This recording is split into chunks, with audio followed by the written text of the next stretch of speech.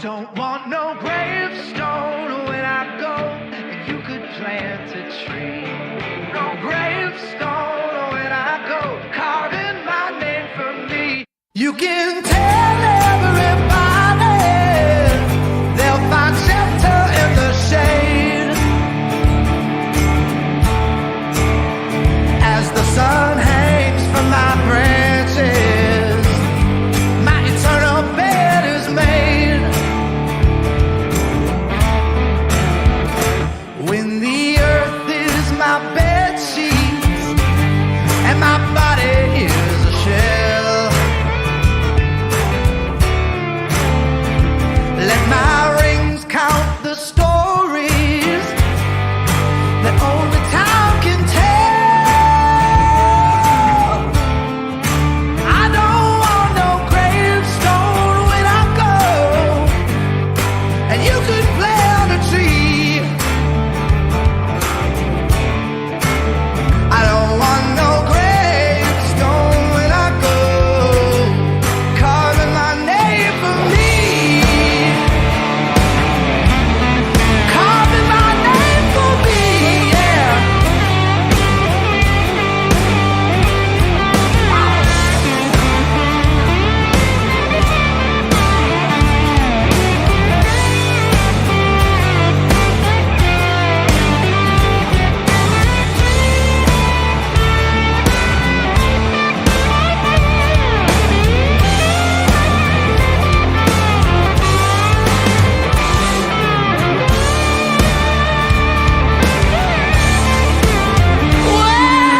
Whatever I should tell, but if you should cut me down,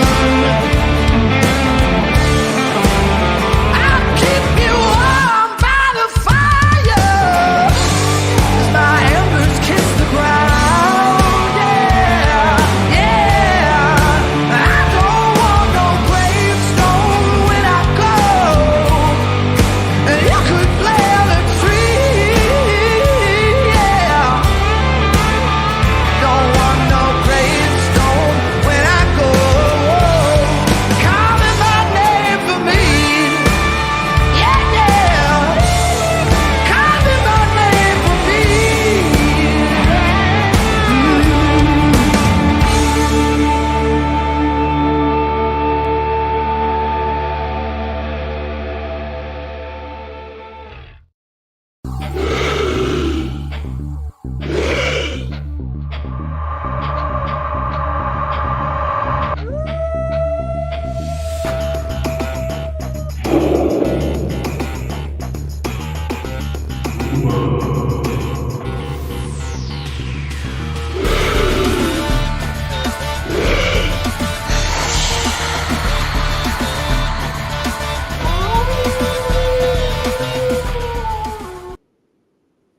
Hey, everybody. Welcome to another episode of The Bizarre and the Unknown. I'm your host, E.D. Testerman.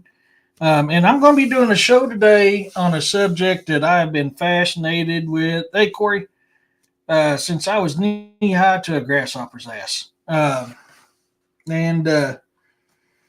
you guys indulge me for a minute and close your eyes and think about this. It's kind of dark out in the middle of the ocean, not a land in sight. The water is as smooth as glass, and all of a sudden a heavy fog comes rolling across the top of the ocean. It's so thick you can't see through it. And then in the middle of this fog comes a green glow.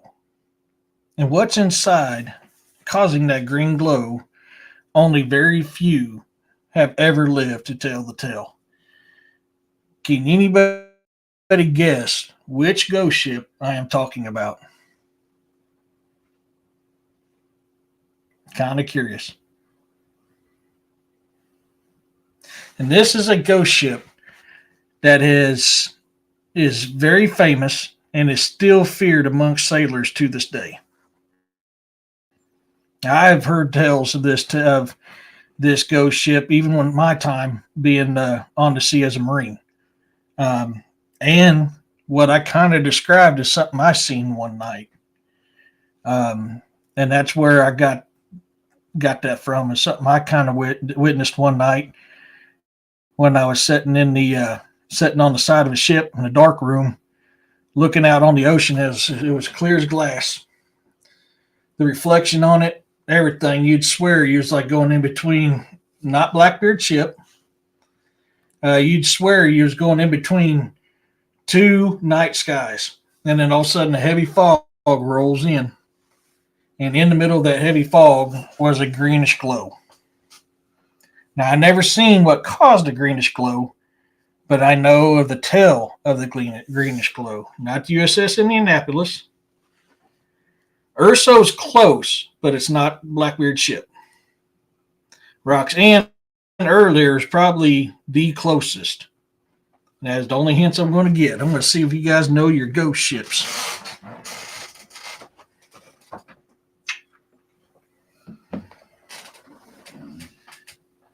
This tale and this ghost ship is a tale from the most infamous ghost ship of all, the Flying Dutchman. You know, remember, it was the Flying Dutchman. Some say it is captained by Davy Jones. Some say it's not captained at all. Most common reports of this ship is seen in a heavy fog with a greenish glow.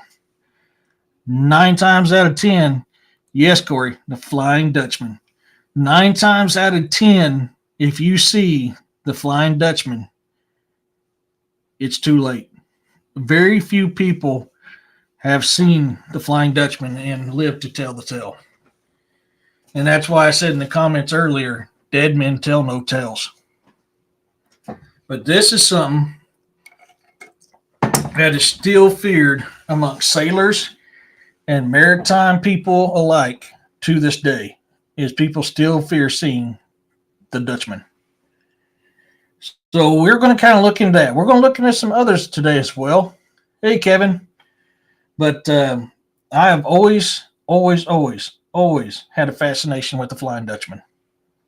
It is probably one of my very favorite amongst pirate lore and amongst ghost ships.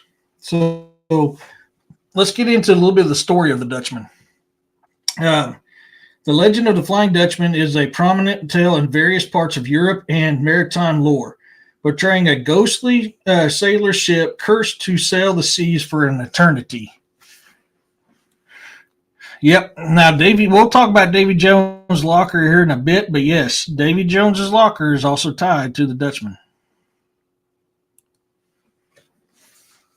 The Flying Dutchman story describes a European ship that was doomed to sail the seas for all eternity. The ship is considered a terrible omen, and if seen at sea, sailing some upcoming doom for other ships and sailors unlucky enough to see the vision. I'm curious, is there any swabbies in my chat tonight, or anybody that's been on the ocean? I'm kind of curious about that, and I'll continue reading on as I wait for people to reply. If I got any swabbies on tonight, or anybody's been on the ocean before. In the most well-known version of the legend, a captain named Vanderdecken makes a reckless vow to navigate the treacherous Cape of Good Hope in South Africa during a violent storm. In his frustration, he made a bold vow saying he'd keep sailing until Judgment Day if necessary to make it through.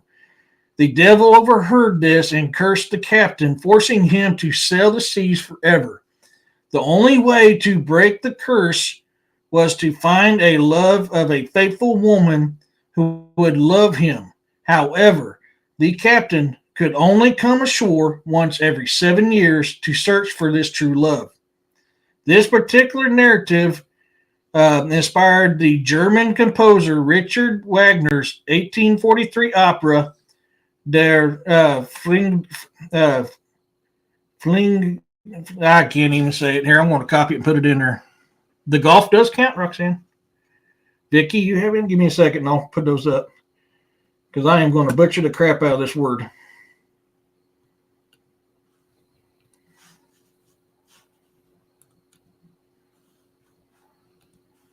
Sadly, I was trying to think of somebody to bring on about this, but I couldn't think of anybody. So, Vicky, you been out to the ocean? Are you swabby or just been out to the ocean? What about you, Roxanne? But this is the song, the opera. In another variation of the legend, the name of the captain is Falkenberg, and he is condemned to sail the North Sea eternally. In this version, Captain Falkenberg is said to have played a game of dice with the devil for his soul. The theme of a fateful dice game also appears in Samuel Taylor Colenberg's 1798 poem, "The Rime of the Ancient Mariner." Cruise and plus I've been on the Gulf. Interesting. Did you guys happen to see anything like what I was describing? No matter which version of the story is told, the devil or some other horror is involved, as the deaths of everyone on board and the ship's perpetual trip through the ocean waters. In some iterations of the story, a captain by the name of Bernard Folk from Holland is the captain of the ship. He was a real figure in the past, and rumors circulated around him during his lifetime suggesting that he had sold his soul to the devil due to the speed in which he traveled from the Netherlands to Java.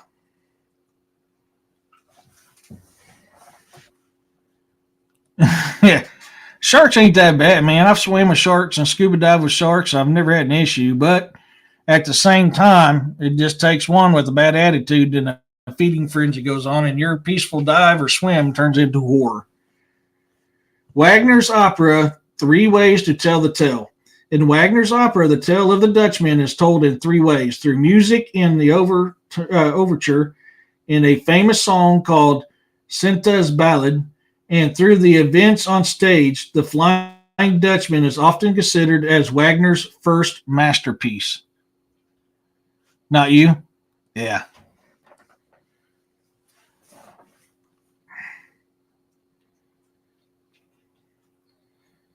After Daland's crew and the Dutchman the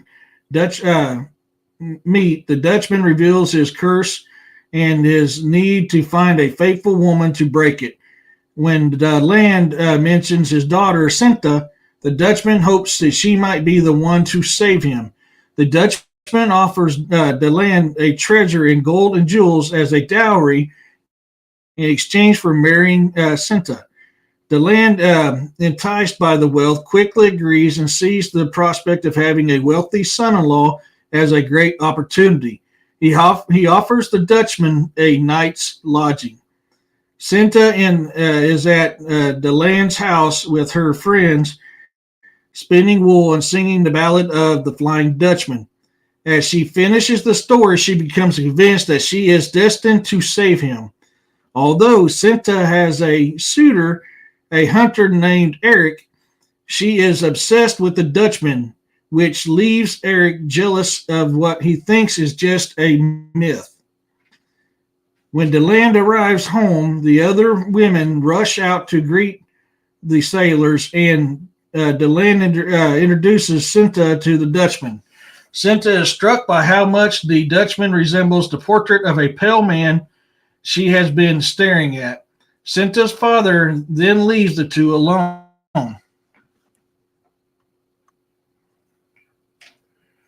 Haven't they supposedly found a flying judgment sunk somewhere in the ocean? I don't know on that. I'm not 100%. Hey, Trisha, on that one.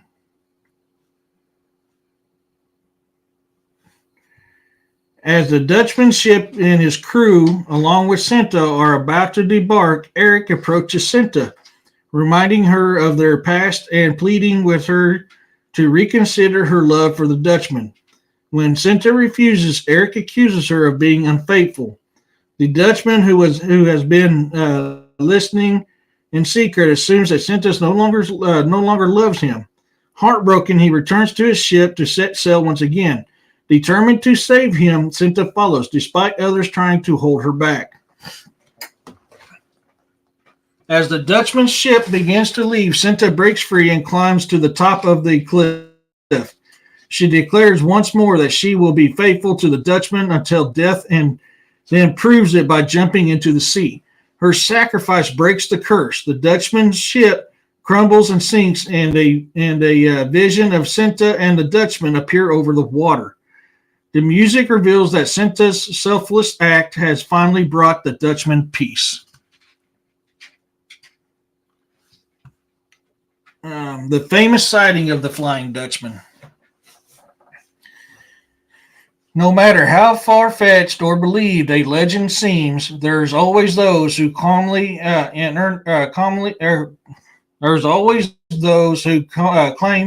earnesty and to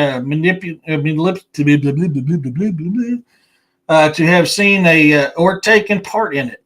This is no different from sightings of Ghost Ship, the Flying Dutchman. One of the most famous sightings occurred in 1880 by the future King George V, who claims that he's seen the Flying Dutchman cross the bow of his ship while at sea in his abdolence.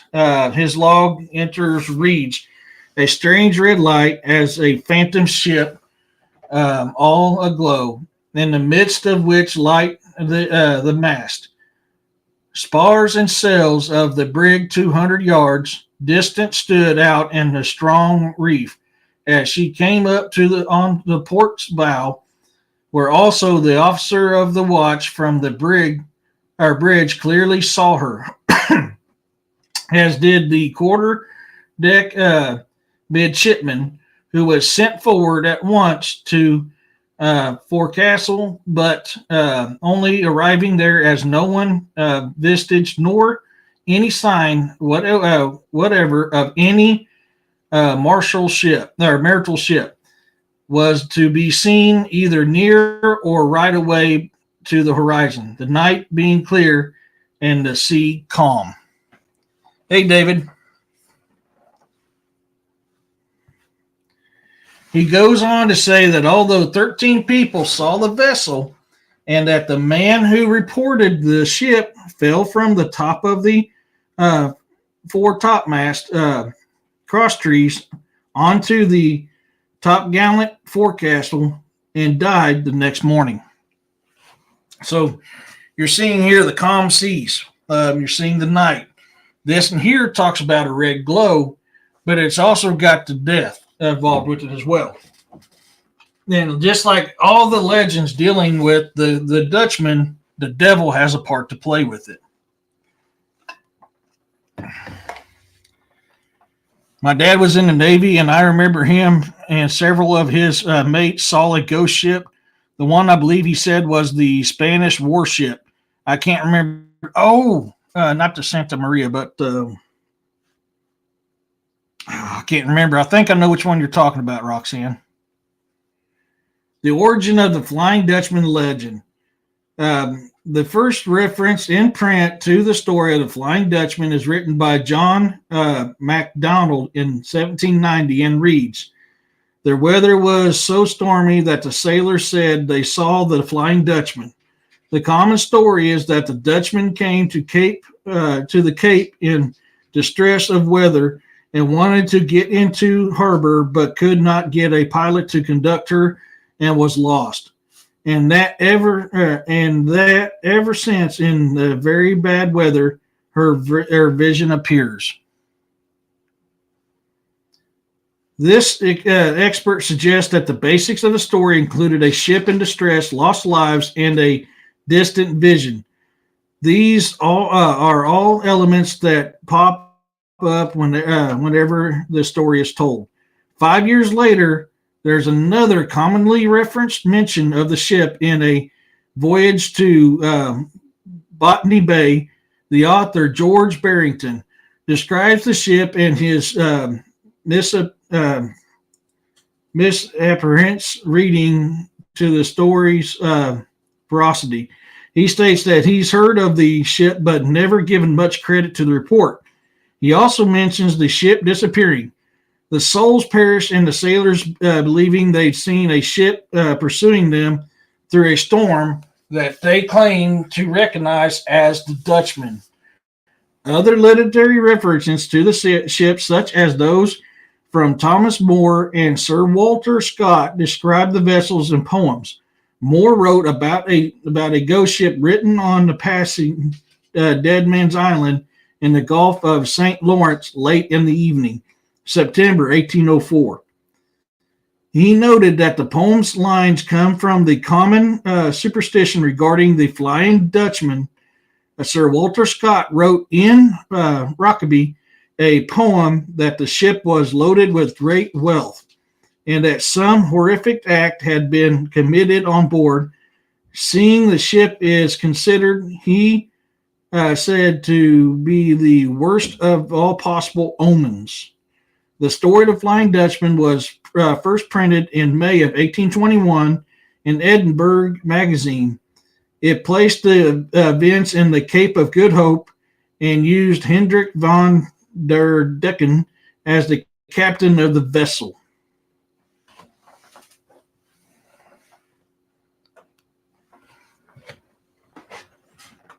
I'm curious, what story have you guys all heard about the Dutchman?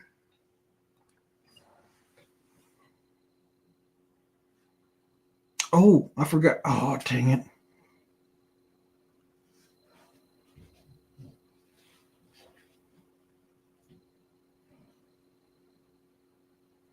I forgot to pull up the encounters. My father talked about the ghost ship of Sir Walter Scott. He wrote a treatise on witchcraft. No kidding. Wow, that's actually cool.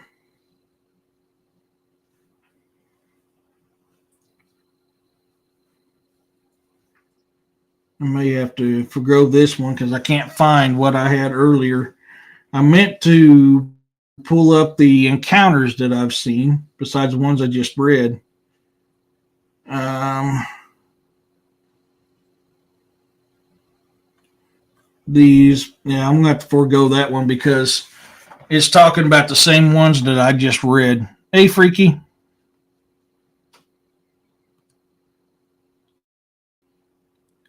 That is the most common thing they hear. Yes.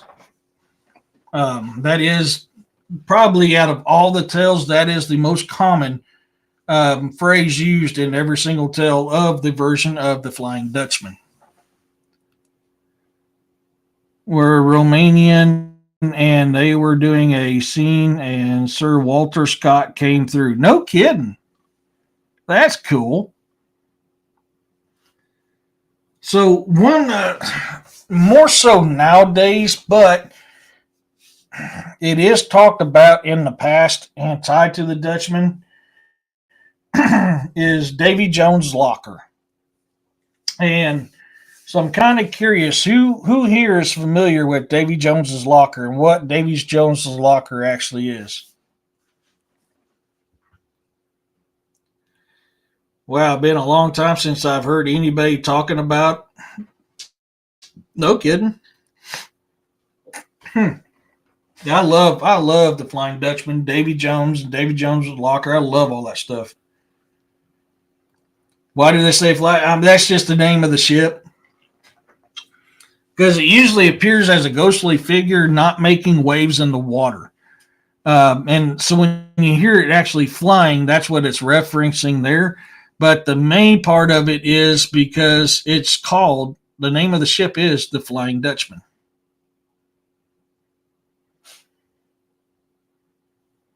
But I personally, when I saw what I saw out in the ocean, and which I'll talk more about that later on, I didn't actually see a shape. I just seen a green glow in a very thick fog. That's all I saw.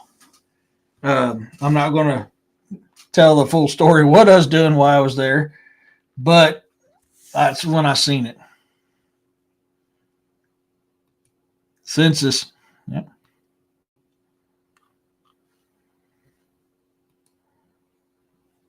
Did the Flying Dutchman come from a castle in the sky? No, no. It's a curse ship. Sailors have so many stories of cursed people, cursed ships, cursed creatures, because they've seen a lot of weird crap out in the ocean.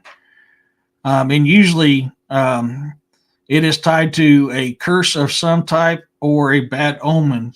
And a lot of times it's both. It's a curse and a bad omen. So this is where a lot of these maritime stories come from, is how they believed. Yeah, yeah. I was 21 back then. We'll just leave it at that. On a Navy ship as a Marine.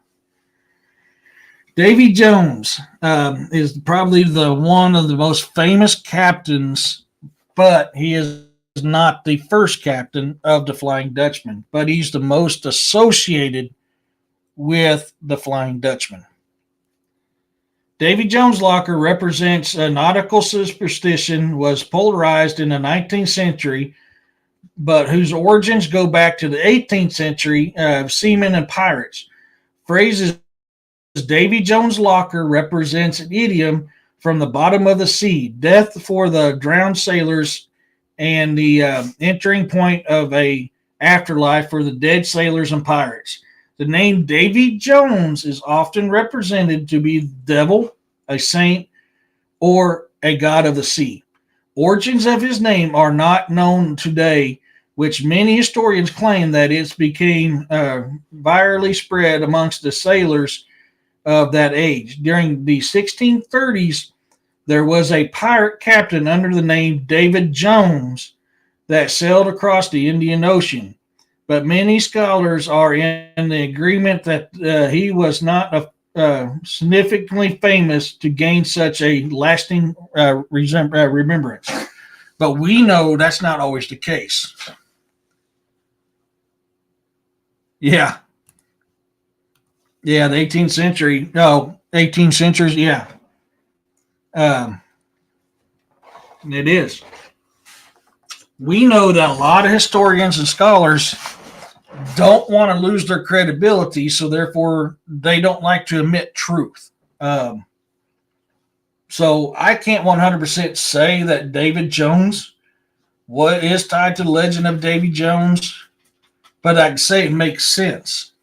And it kind of fits with that era, fits with the location, it fits with everything.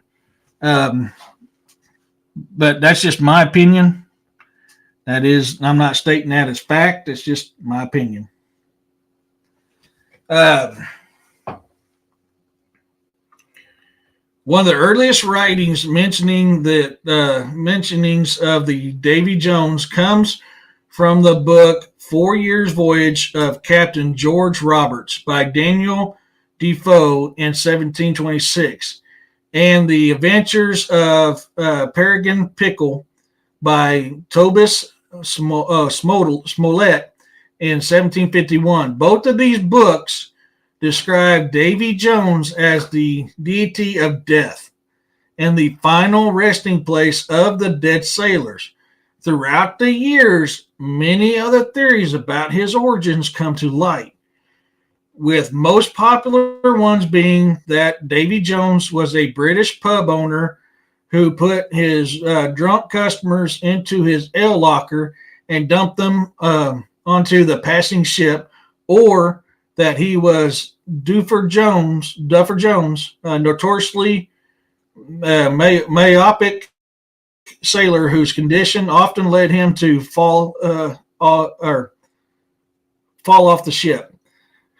There are several theories that Davy Jones' name came by altering the names of older saints or spirits. Welsh Saint David, who protected sailors in times of mortal danger. West Indian malevolent ghost Dupi, or the evil angel of the sailors called Jonah.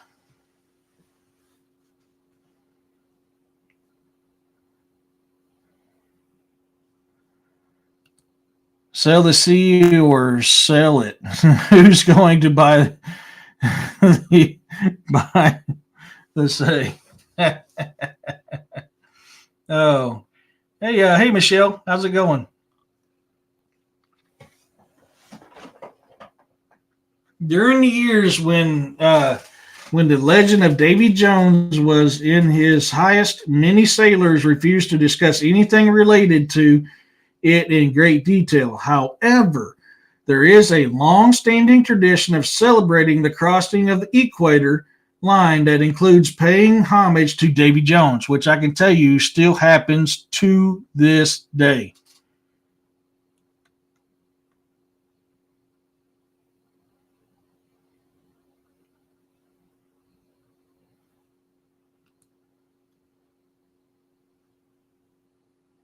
Yeah.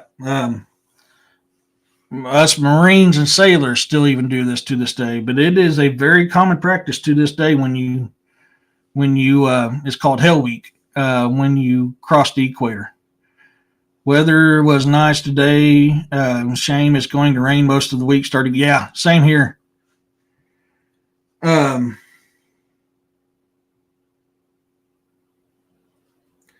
Popularization of Davy Jones and his locker happened during the 19th century. His important mentionings happened in the works of Washington Ivory, Edgar Allan Poe, in the story King Pest, uh, Herman Melville in the famous novel Moby Dick, Charles Dickens, Bleak House, and the most famous is Robert Louis Stevens' 1883 novel Treasure Island. Hey, Scott.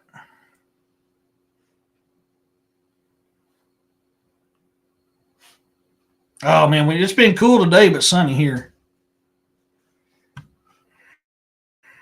During the 20th century, Davy Jones was mentioned in many books and songs, but his most notable appearance happens in Disney's Pirates of the Caribbean movie franchise, where he was featured as undying evil spirit that collects the souls of the dying pirates while traveling in his legendary ship, the Flying Dutchman. And his locker was portrayed as a sort of purgatory for the dead souls. Um, hey, Vicky, have a good one.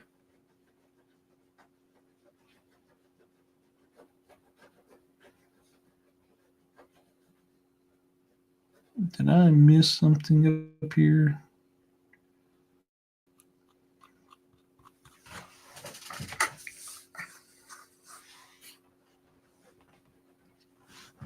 So, and I know for me, growing up, Treasure Island was a very good book, a very good movie, which is also tied with the fast food franchise Long John Silver's.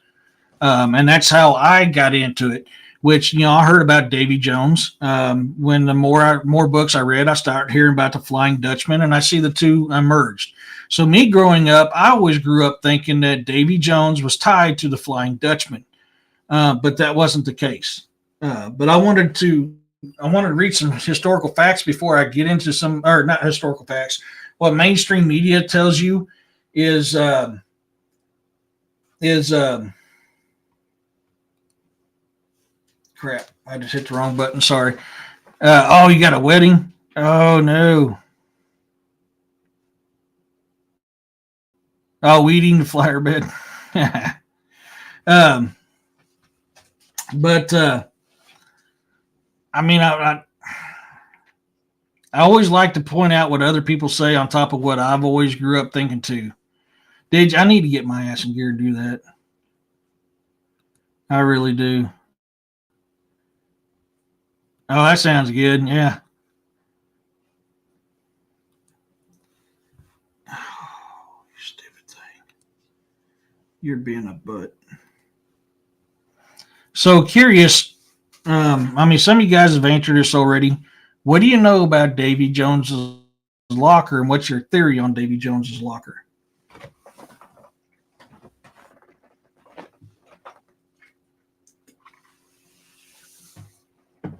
And a lot that I'm going to read here is what I grew up knowing it as being as well.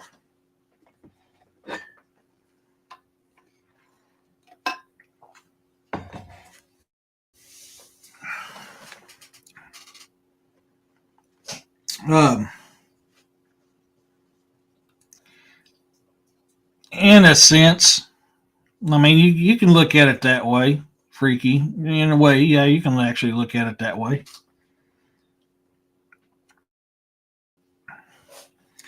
Davy Jones' locker is a metaphor for the oceanic abyss, the final resting place of drowned sailors and travelers. It is a euphemism for drowning or shipwrecks in which the sailors and ships' remains are consigned to the depths of the ocean, which means sent to Davy Jones's locker. Um, the earliest known reference of the negative connotation of Davy Jones's occurs. Davy Jones occurs in the 4 Years Voyage of Captain George Roberts, attributed to Daniel Defoe, but potentially involving the journal of a real George Roberts, published in 1726 in London.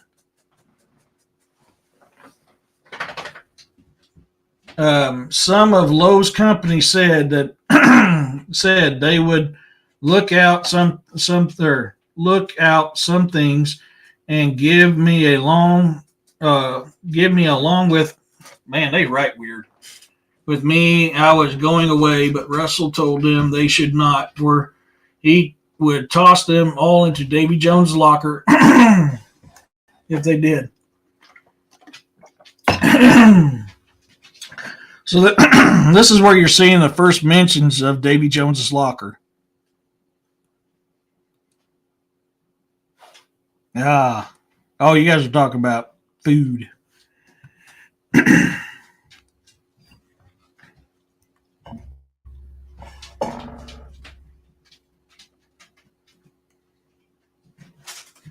So when Disney created Pirates of the Caribbean, they actually took different encounters and different legends of Davy Jones and the Flying Dutchman and combined them together to create what most people nowadays know as the Flying Dutchman and Davy Jones.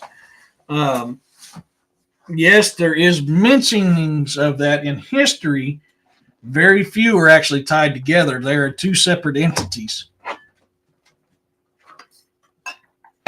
But even growing up for me, I've always associated Davy Jones with the Flying Dutchman. And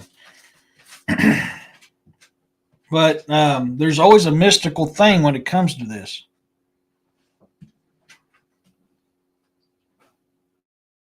Four-head cheese, yeah.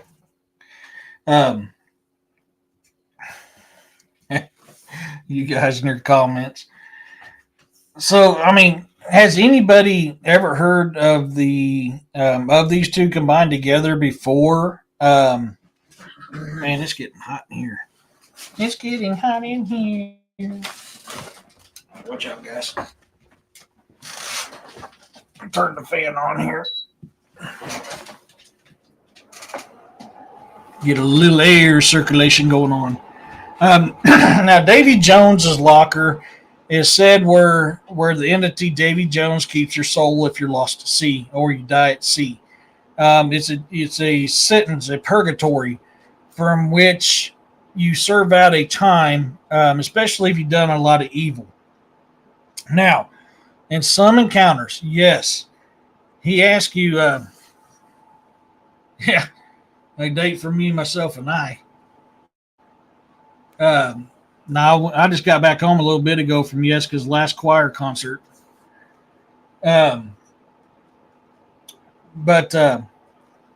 in some instances, they give you the choice. Do you want to serve a time in Davy Jones's locker, or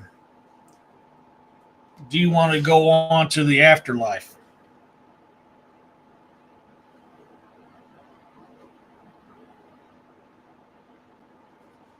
Sorry, I had somebody calling me.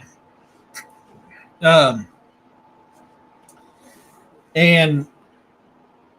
I can tell you now, the fear of going to Davy Jones's locker is still as prevalent today as it was, several hundred years ago, a couple hundred years ago. It really came about during the time of piracy. Yeah.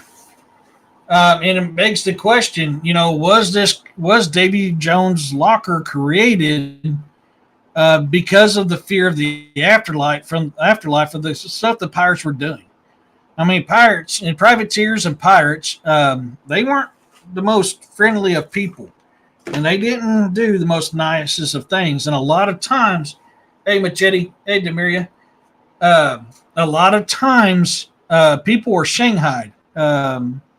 And for those of you who don't know what shanghaied means, it means you got knocked out in like a pub or a bar somewhere, and you woke up on ship, and you either served on that ship or you got tossed to Davy Jones's locker. There is actually a lot of them, but I'm focusing more on the ocean side of it now. I mean, I could do a Great Lakes one later on, but we're mainly focusing on the Flying Dutchman, but we are going to get into some others as well. But yes, there is several reports on the Great Lakes of ghost ships. A lot of them. Which that wouldn't be a bad show to do sometime, honestly.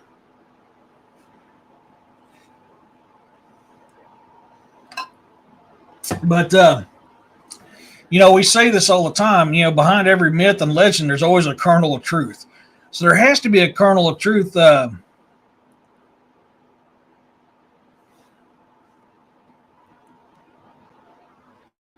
When I hear PFI, I think of the Western store here.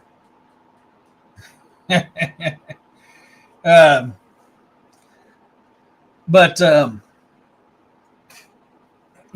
there's always a kernel of truth. So there has to be something that these sailors were seeing. Now, what I seen, my time on that ocean that one night can be contributed to plankton, self-illuminating plankton, because I didn't see a figure. I just seen a greenish glow from a thick fog. And it makes you wonder, is this what these sailors were seeing too? And their fear of their deeds, their evil and bad deeds caused them to birth the legend of Davy Jones's locker, birth the legend of the Flying Dutchman, birth the legend of Davy Jones, and how they're all tied together. So, and that's what I think of things a lot differently now than I did back then. Of course, I was also preoccupied back then too, but I'm pretty sure. Now, it could have been alien. I mean, I have to apply that in there. It could be a USO. It really could be a USO. But at night, a lot of times there's a self-illuminating plankton that comes up, and the rotors from the ship will actually turn them, and you'll see a glowing trail come behind the ship. And that is one way that pilots actually guide their way to ships at night, is following this green and luminous glow coming from this plankton.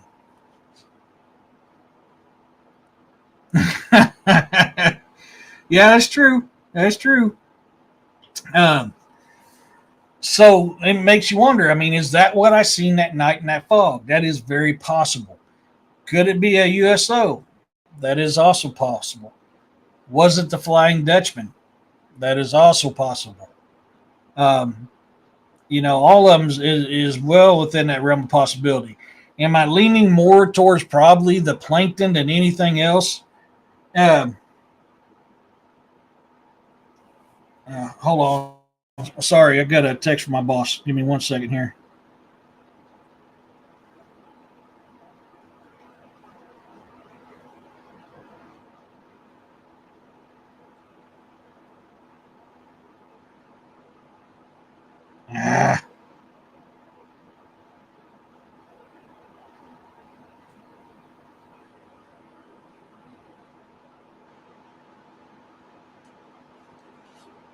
Sorry, guys. I don't mean to do that, but when it's the boss, I've got to kind of answer, especially considering with everything going on. You never know when I'm getting called in.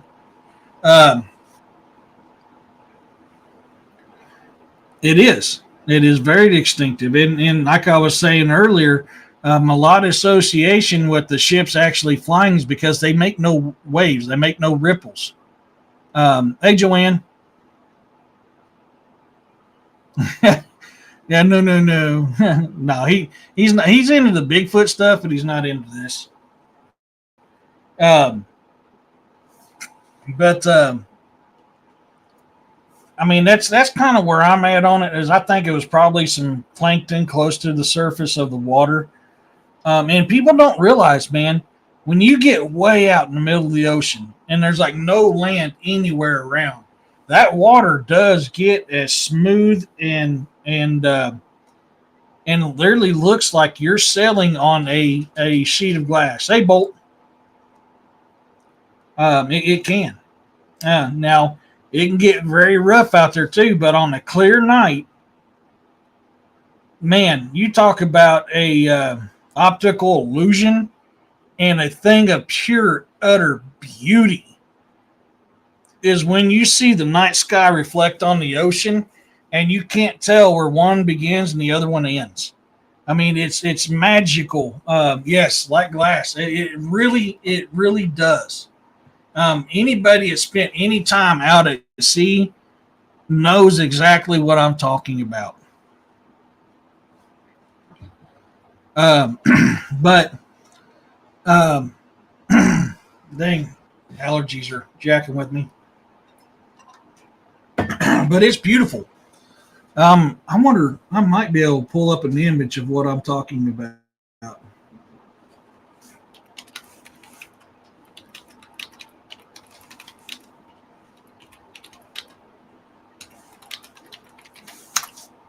Let's see if I can. I'm telling you, it's one of the most beautiful, mesmerizing, and mystical things I've ever seen in my life. If I can get my mouse to work, stupid thing.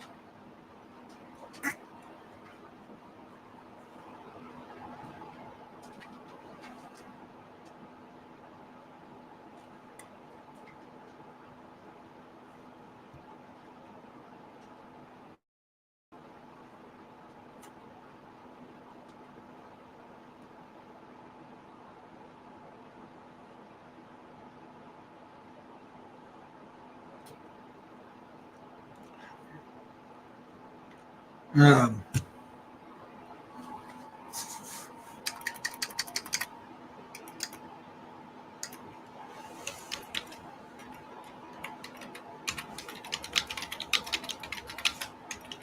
I'm trying to think how to type this in there. Not being on to say much, but have lived by a bay, and wow, can't it reflect the clouds like a mirror? Absolutely. Yeah, I mean, and that you're hitting really close to what I'm talking about, Freaky. It's so beautiful. I mean, it is just absolutely mesmerizing.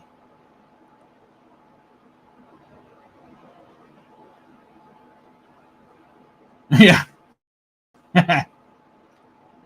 On way to war, we ran out of shipping lanes under blackout across Atlantic. First time I ever saw all the stars. Oh Bolt, that is, oh my God, that's so beautiful, ain't it? It's not giving me the image I want to show you. I found it. I found it. I found it. I found it. I found it. Give me 1 second, guys.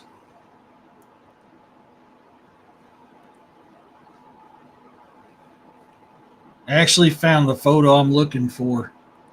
And this is somewhat close to what I've seen. Hey, Manisha. So this right here, this is actually the ocean here down, and this is the night sky. Um, but you see how that reflects? That's what it's like. Oh, Bolt, hands down. Yeah, I'll put that up here in a minute. But this is literally what it is like out in the middle of the ocean, and it can be smooth and clear as glass out there in the middle of that ocean when you're not close to land. Now, if you're close to land, you're not going to get it. Close to land, about the best you're going to get is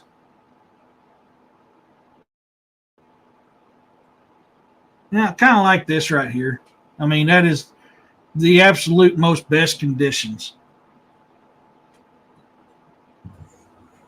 But This here is a very common scene out in the middle of the ocean at night. It is truly, truly something magnificent to see. But yes, you're absolutely right, Bolt. If you can only see it once in your life, I highly recommend it. I haven't seen the Northern Lights, but I want to. That is something I want to do.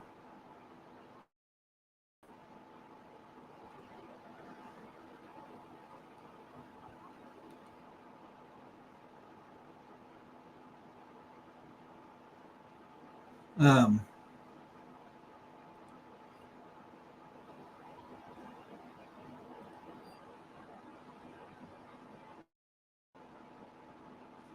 so, that's what I meant to look up.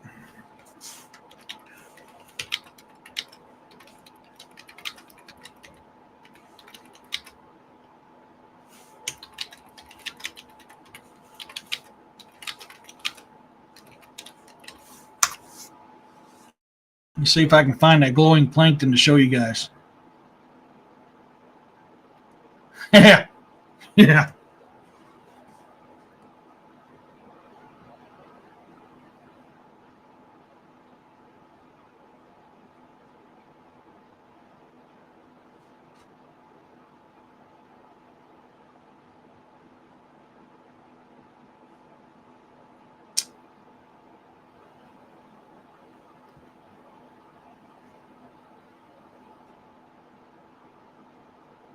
Oh no, Joanne. Ooh.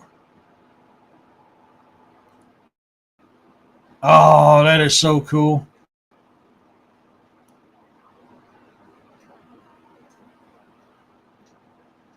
Let me share this one here. I'm trying to find the exact image that I'm looking for, but I'm not finding it yet. But I'm showing you. I can show you.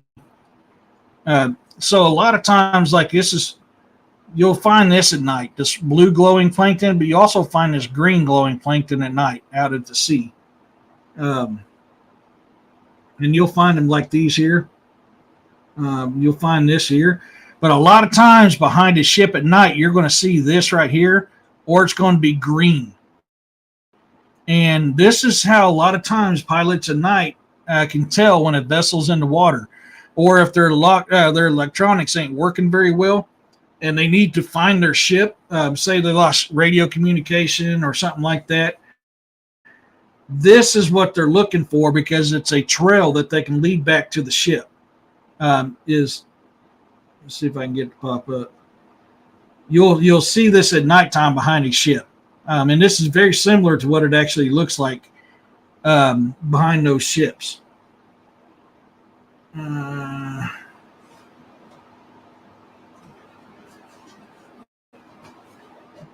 I'm trying to find a better picture of the green ones.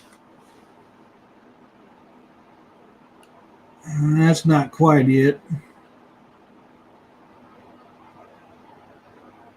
But that greenish glow I seen was very right there. The greenish glow nope, that's not it. Is right there it is. That's close to that color green is what I seen. I mean, that's not it by no means, but that is very close to the color green I seen at one night in that fog.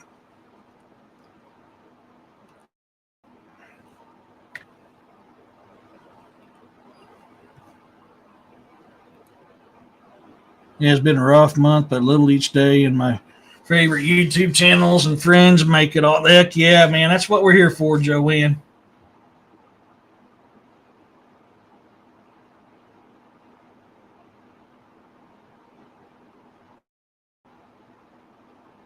Oh, that's cool, Trisha.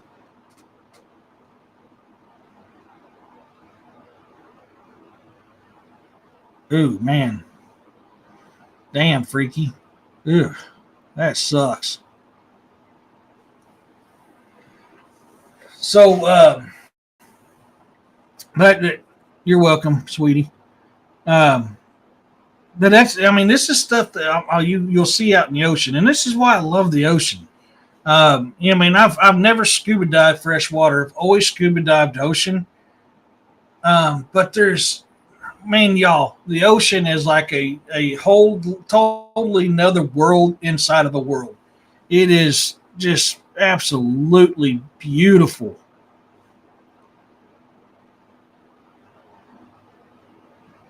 Oh, thank you, Machete. I appreciate that.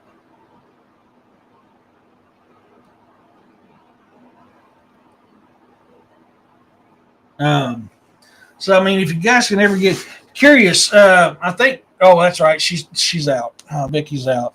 Has anybody else been on a cruise and seen some of the stuff that I'm talking about? I've never been on a cruise. My cruise was being my Uber drivers, which was the U.S. Navy. That's the only cruise ships I've ever been on. Shout out to my Uber drivers. Appreciate you guys. Um,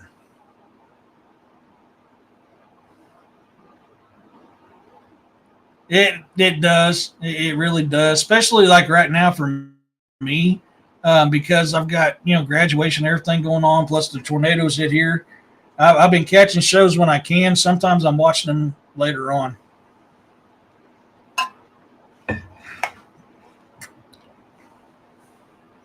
Oh, that's cool.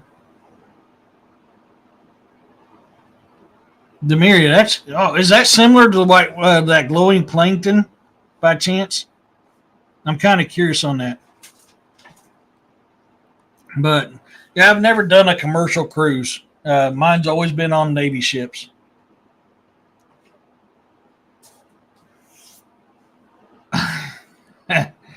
Man, I've been on what I can call, I can't remember what we call them, but they're basically giant ass pontoons out in the middle of the ocean. Um, I've been on battleships. I've been on mostly cruisers, Zodiacs. That's pretty much it.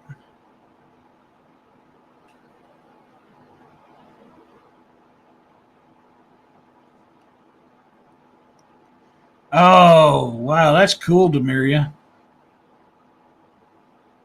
There is actually both, Ricky. Yes, there is plankton and jellyfish that are both self illuminating. Absolutely. And there's some that has that greenish glow. A lot of them have that bluish glow, but there is some with a greenish glow as well. Yeah, absolutely. But it is probably one of the closest things to pure good magic that you can get to. Honestly, it is very very magical.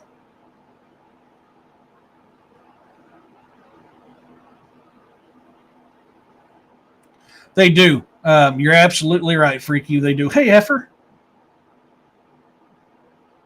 Oh, no worries. I know how that is. Yeah, I had that happen to DA Wednesday night. No worries. You surprisingly enough, that movie scared a lot of people from water.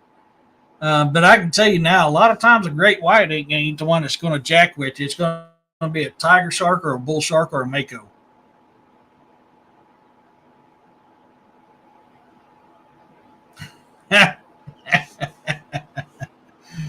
Yeah, be safe, Heifer. Let us know that you're okay. Um, Tell you what, it's the top of the hour. So before I get into other ghost ships that's known, let's get some Dark Angel Medical in. I've got a new video. I sent it to Carrie Pocket Doc Davis to see what he thinks about it. I want to get your guys' opinion too. 97% of the artwork in this I created, but I animated it all. So here we go. Oh, well, if I can get my mouse to work.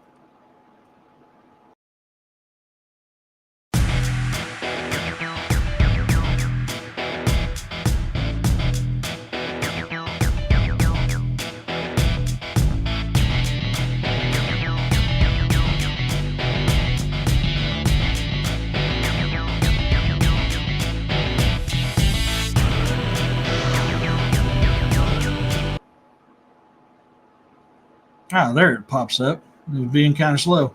If you're looking for the best trauma and first aid kits on the planet, look no further than Dark Angel Medical. Kerry Pocket Doc Davis was a airman medic. This company is veteran-owned, veteran-created, created by Kerry Pocket Doc Davis himself, the godfather of Kit for Life. If you use a kit to save someone's life and you let him know about it, he replaces what you used that kit for free. And he replaces the medication. The medications in his kit has a 2-year shelf life. For right now, use Cryptid20 DA's code for 20% off. If you have FSA or HSA, you can use that to buy these kits. Now, you're going to pay for what you get. They are absolutely the very best kits on the market. I get no money for advertising this. I love his kits and use his kits. So that's why I asked him if I could promote his product on my show. But they are a little expensive. So what I use is Sezzle. And in 4 payments, you got it. I think if I remember right, it's 4 payments. It's paid off. Now, if you're looking to get some refresher on some medical training, or you're looking for some grade A medical training, he does put training classes on YouTube at Dark Angel Medical 5115 and on Instagram at Dark Angel Medical. Now, Kerry also travels the country and puts on trauma and first aid classes. So if you can get a hold of them, get hold of him, you might be able to set something up where he comes to you at your place of business or whatever it is you set it up to actually put on, hey Caleb, to actually put on a first aid and trauma class for you guys. I highly recommend it. So if you get a chance, go to darkangelmedical.com. The pack in there is the one that I have in my truck. Mine is a Coyote Brown. Though, yeah, I've got the headrest one in my truck, but that pack there, which I've got the all black version, is on my field pack. But mine's set up for military first aid because that's what I know. I know combat first aid. So there's different versions to his kits. I've got the combat version. When my daughter was little, about 4 years old, my mom would tell her that if she didn't behave, and the 2 sharks would get her. After that, I had a hard time getting her in the tub. Hey, Caleb, question, man. Very good question for you, because Devil Dog, you and me have seen a lot of the same stuff. You've seen some before me and along with me. What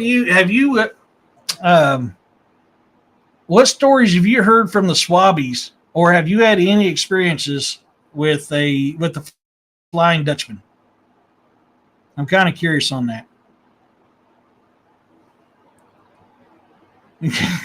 That's funny, Roxanne. That is.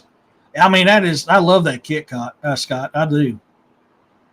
But I mean, you were in a higher. How do I rephrase this? A higher ranking class than I was, Caleb. So I mean, I got a lot of information that most people don't get. You got more than what I got. It has an extra tourniquet. Mine does too. Yep, mine does too. I bought the extra tourniquet with mine, Scott. So I'm kind of curious, in your travels, have you ever seen or heard stories of the Flying Dutchman? Because I know I've seen some weird crap out in the ocean, and I know Swabbies to this day that still fear the Dutchman.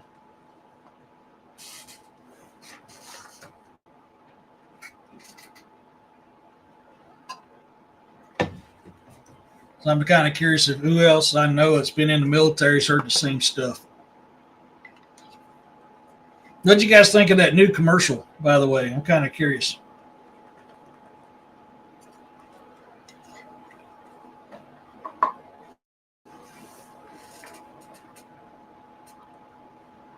Sadly, the only time I've heard or seen the ship was in movies.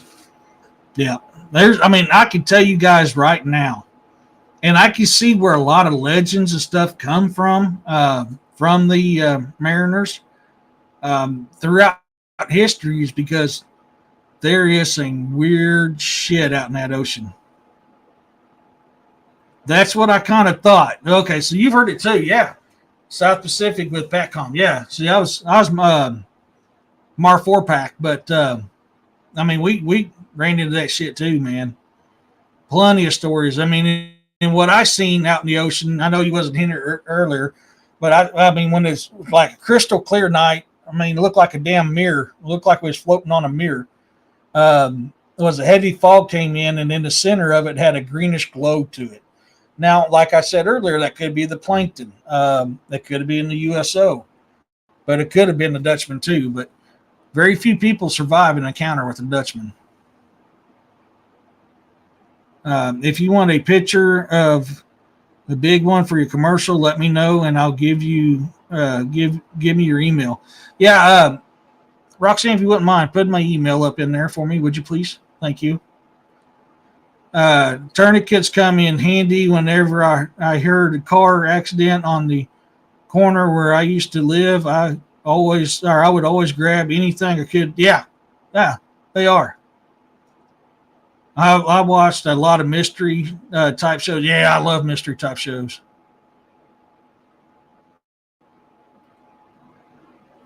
Oh man, yeah, I love that type of stuff too. See, that's the Buy Me a Coffee. The Philadelphia Project. Yeah, that's an interesting one. The Philadelphia Project is, and there we go. Thank you, Roxanne. Right there, Scott. The Philadelphia Project that's an interesting topic.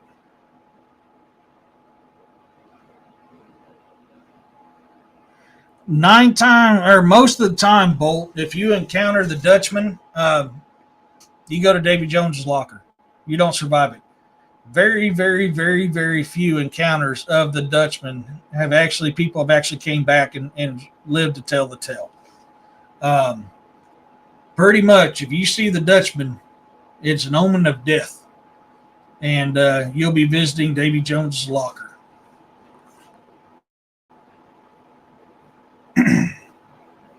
But even though the Flying Dutchman is my personal favorite, there are many, many, many, many other ghost ships out there in that ocean. Many other ghost ships out in that ocean. One of them here is on November 7th, 1872, the American vessel Mary Celeste set out on a voyage from New York City to Genoa, Italy. The people aboard, including Captain Benjamin Briggs, his wife and 2-year-old daughter, and 7 crewmen. The ship's last entry placed the vessel near the Azores Island, located about 1,000 miles west of mainland Portugal, on November 25th. Excuse me.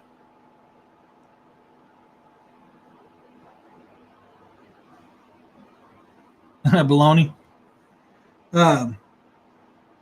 Then on December 5th, Captain David Morehouse of the British brig de Gartia discovered the Mary Celeste abandoned 400 miles east of the Azores.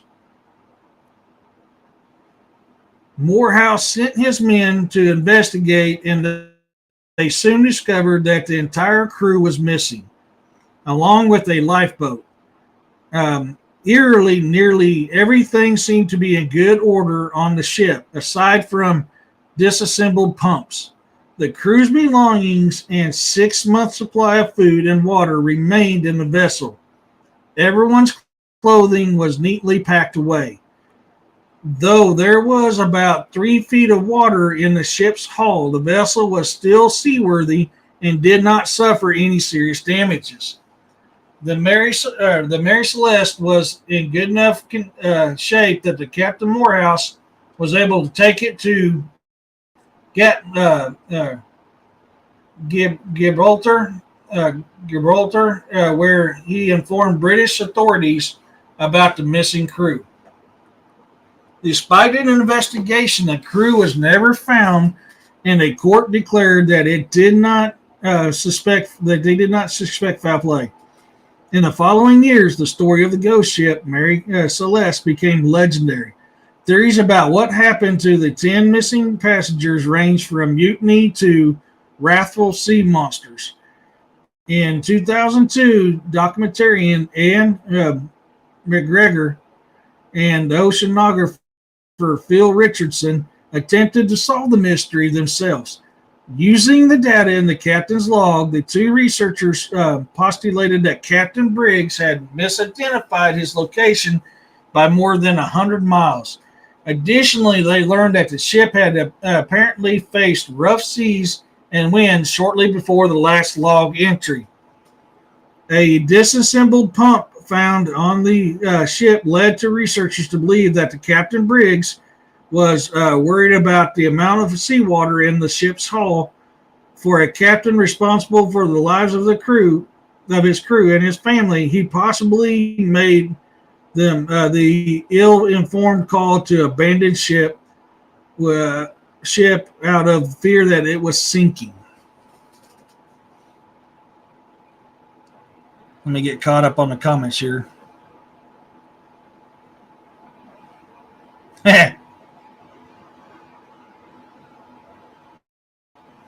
Yeah, they are, Kevin.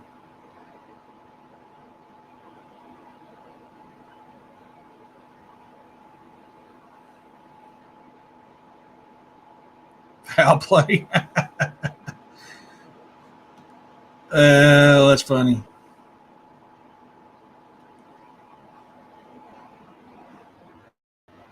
That is very possible, absolutely.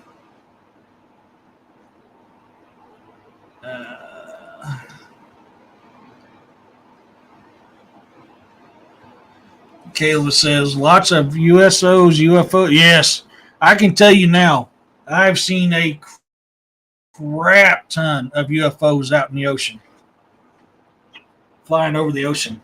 I mean, crap tons of UFOs flying all over the ocean, especially in the roaring 40s, aka the 40th latitude, one of the latest traveled sea lines, or one of the least traveled sea lanes on the planet.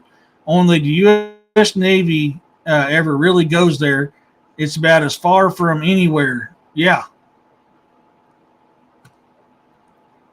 Eric, I'm enjoying the show tonight as a Kansan. I know nothing about this. Oh, man. Yeah, I love it.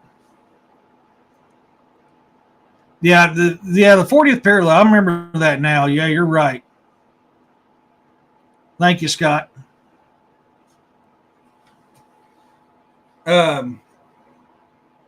Another one of the ghost ships that's known is the MV Julieta. Was an American merchant vessel built in 1931. The U.S. Navy acquired the ship during World War II and later sold it to a private owner. The vessel changed hands a number of times, and its last captain would be a British sailor named Thomas H. Dusty Miller, who was living in Samoa. On October 3rd, 1955, the MV Julieta sailed from Samoa en route to Tokelau Islands and island territory of New Zealand. At the time of the vessel's departure, the MV Julieta carried 16 crew members and 9 passengers.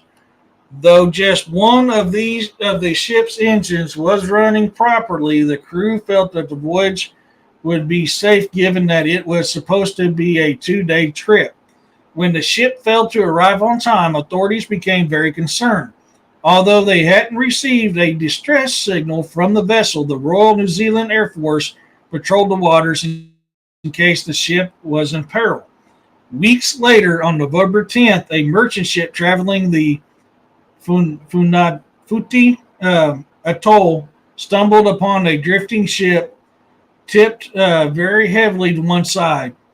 When the captain called out to the vessel, there was no response, alarming the crew. An initial investigation of the boat, which turned out to be the MV Julieta, about 600 miles off course, found that it was empty. No passengers were aboard, and most of the cargo was missing. The life rafts were also gone. Chillingly, the windows of the deckhouse were broken, and bloody bandages were discovered on deck. The vessel's faulty radio was set to 2182 kilohertz in international maritime distress radio frequency. An official investigation found that a faulty pipe allowed water to enter the ship's hull, likely causing panic among the people on board. But officials could not understand why the captain would decide to abandon the ship, giving the vessel's extreme buoyancy despite the MV Joyota's poor condition. It was still afloat even after weeks adrift at sea. In contrast, the lifeboats on the boat were questionable at best. So they did everything. So why did everyone leave?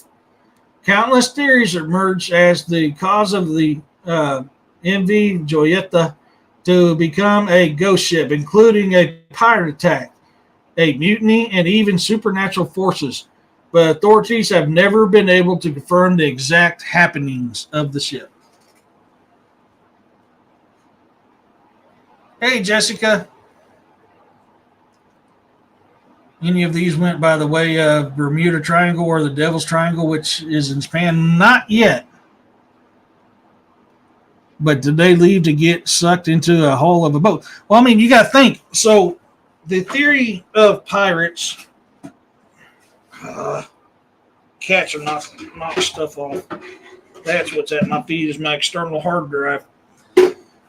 So the fact that the windows are busted out, bloody bandages everywhere, the possibility of it being a sea creature is there. The possibility of it being pirates is there. I know because I spent a career hunting pirates. So this stuff happens to the pirates. Still happens to this day. They still attack large vessels, holding people for ransom or stealing their cargo. When I'm looking at this case here, it screams one of those two things: either a sea creature, unknown sea creature got them, or pirates. Probably, I would lean more towards pirates on this case.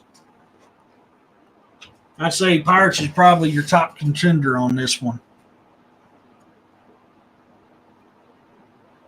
Yes, there is absolutely freshwater jellyfish. Absolutely. Some of them involved where they don't even have the tentacles anymore to sting you.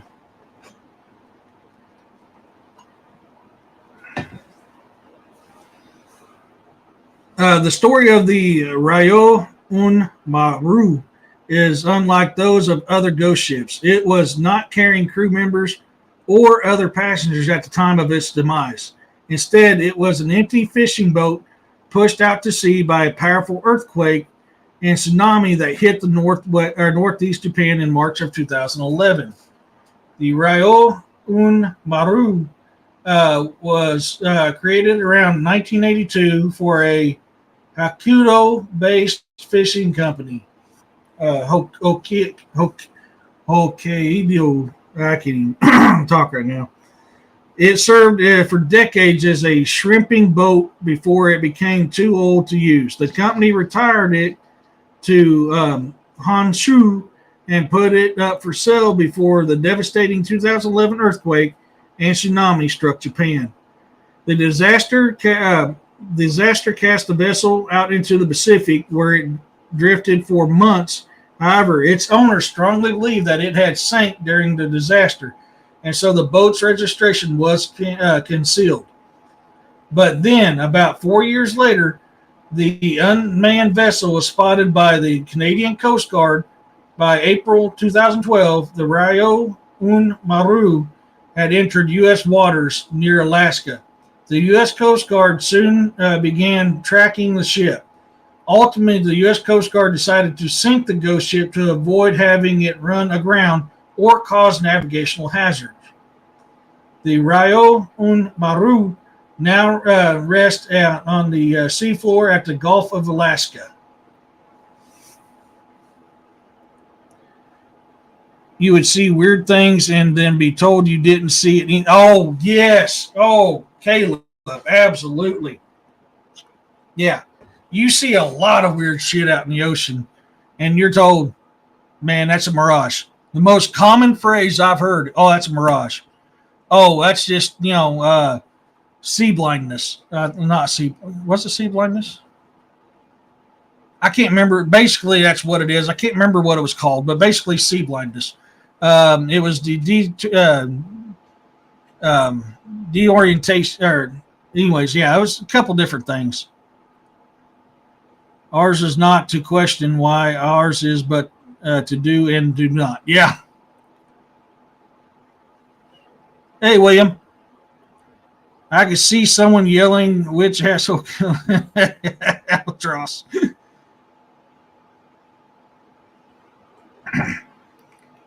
All right, brother, man. You get yourself better, bro. No worries. No worries.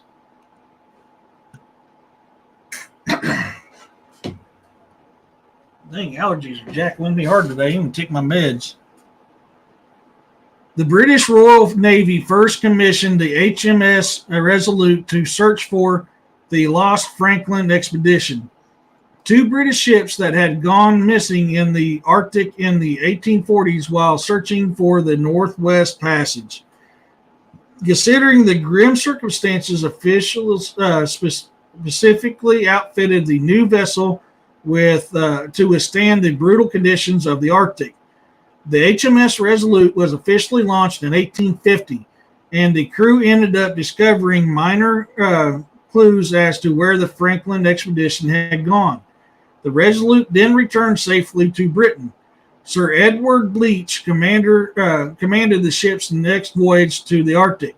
This time, the orders were to find Sir John Franklin or figure out his fate. In 1852, the Resolute disappeared from Britain and departed from Britain and arrived in the Arctic a few months later. Though there were other ships included in his expedition, the Resolute went to the furthest west, traveling all the way to Delisle Island, which is located in what is now part of Nunavut, Canada. According to U.S. Naval Institute, the Resolute was driven away from its base at Delisle Island in August of 1853 during a storm. Ice floes began moving along with the ship, and the vessel soon became trapped in ice. As months passed by, the ship's crew realized that the vessel wouldn't be freed from the ice anytime soon. By May of 1854, the men had abandoned the Resolute and made a perilous journey on foot across the ice to find other ships in their expedition. Fortunately, they did. Later in September 1855, the crew of the American whaler George Henry rediscovered the abandoned Resolute just outside of Baffin's Bay, about 1,200 miles away from where the crew had abandoned it. The U.S. government paid $40,000 for the vessel, restored it to its original condition, and presented it to Queen Victoria as an act of goodwill in 1856. The Resolute was later broken up in 1879, and the British government decided to create decks from the timber. Interestingly enough, one of those decks ended up being gifted to the U.S. President Rutherford B. Hayes, the Resolute deck, which remains in the Oval Office to this day.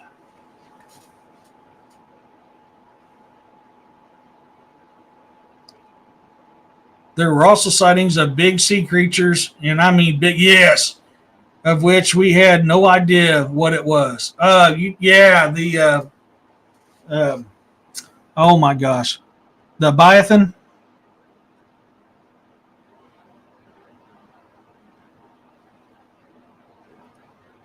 Yeah, there's a lot of, I'm telling you, man, there is some big ass crap out in that ocean. There is some big ass stuff out in that ocean.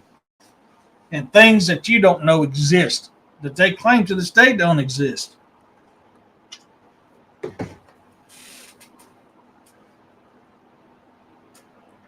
In August of 2006, an Italian Coast Guard discovered an unmanned schooner, Belle Amica, just off the coast of Sardinia, Italy. The vessel appeared to have been hastily abandoned by its crew, which only some food, maps, and clothing left aboard, indicating that it had once been occupied. The ship's owner had apparently not registered it, and the vessel's only identification was found on a plaque that bore the words Bel Amica, lately a misspelling of the phrase for beautiful friend in Italian. Eventually, Italian authorities identified Frank Ryu, I'm going to butcher that, a man from Luxembourg, as the owner of the ghost ship. He claimed that he'd anchored the vessel after learning about an emergency at home. Though the man insisted that he intended to return to the empty vessel, authorities were skeptical of his story. The Italian media speculated that the man abandoned the ship because he wanted to avoid paying the steep taxes that came along with owning a luxury ship.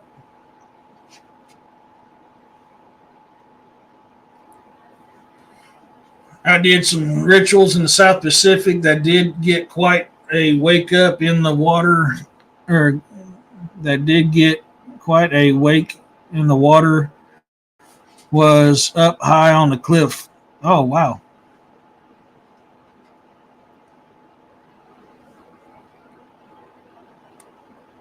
The American schooner Carol A. Deering was built in 1919 as a commercial vessel. The ship was only in operation for a couple of years before a mysterious incident aboard forced it into early retirement. In August 1920, Captain William Merritt set off on the schooner with a crew of 10 men to drop off coal in Brazil, but he soon fell seriously ill and needed to turn back. Merritt's son, the first mate, left with his father. The two men were soon replaced with Willis B. Wormel, who took on the role of captain even though he was retired, and Charles B. McMillan, who became the first mate. They successfully delivered the cargo to Brazil, but it was clear that Wormel and McClellan hated each other.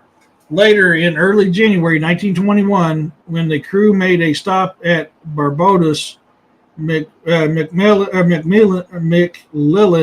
became drunk and ominously said, "I'll get the captain before we get to Norfolk. I will." Reported he'd already threatened to kill Wormel. Around January 9, 1921, the crew started heading back to the U.S. and eventually traveled towards North Carolina near Cape Lookout Shoals. On January 29th, Cape Lookout Shoals lightship vessel 80 spotted the Carol A. Deering on the water. The lightship's master, Thomas Jacobson, reported the red-haired man with a Scandinavian accent held him. That alone wasn't unusual, and most of the men in the crew were Danish. But Jacobson said that the Scandinavian men didn't look or act or speak like either the master or the officer. The man also claimed that Jacobson claimed to Jacobson that the Carol A. Deering lost its anchors and chains, and that the owners of the vessel needed to be contacted.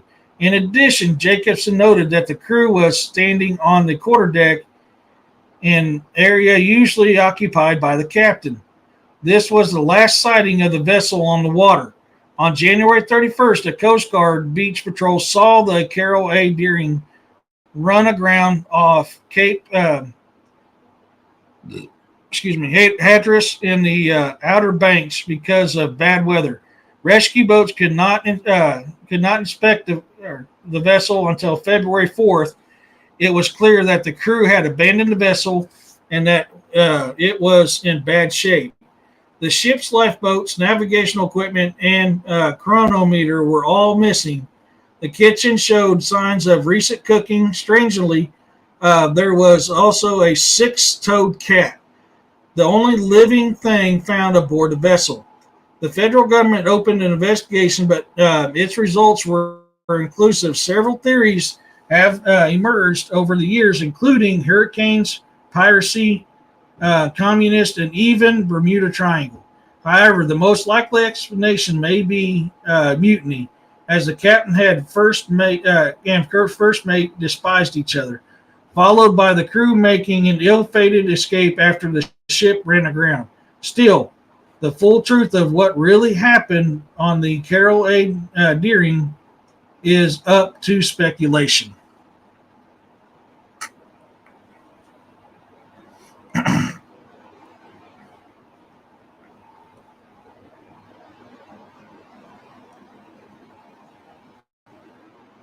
Yeah, there is a lot there or so. Yeah, yeah, we were talking about that earlier. Yeah, William. I mean, we'll have to do a show alone on just the Great Lake ghost ships. There is a lot of ghost ships on the Great Lakes. That's kind of where I'm at on that one too, Urso, because of the missing components. That is the key thing on that. Would lead me to, I believe it was probably piracy.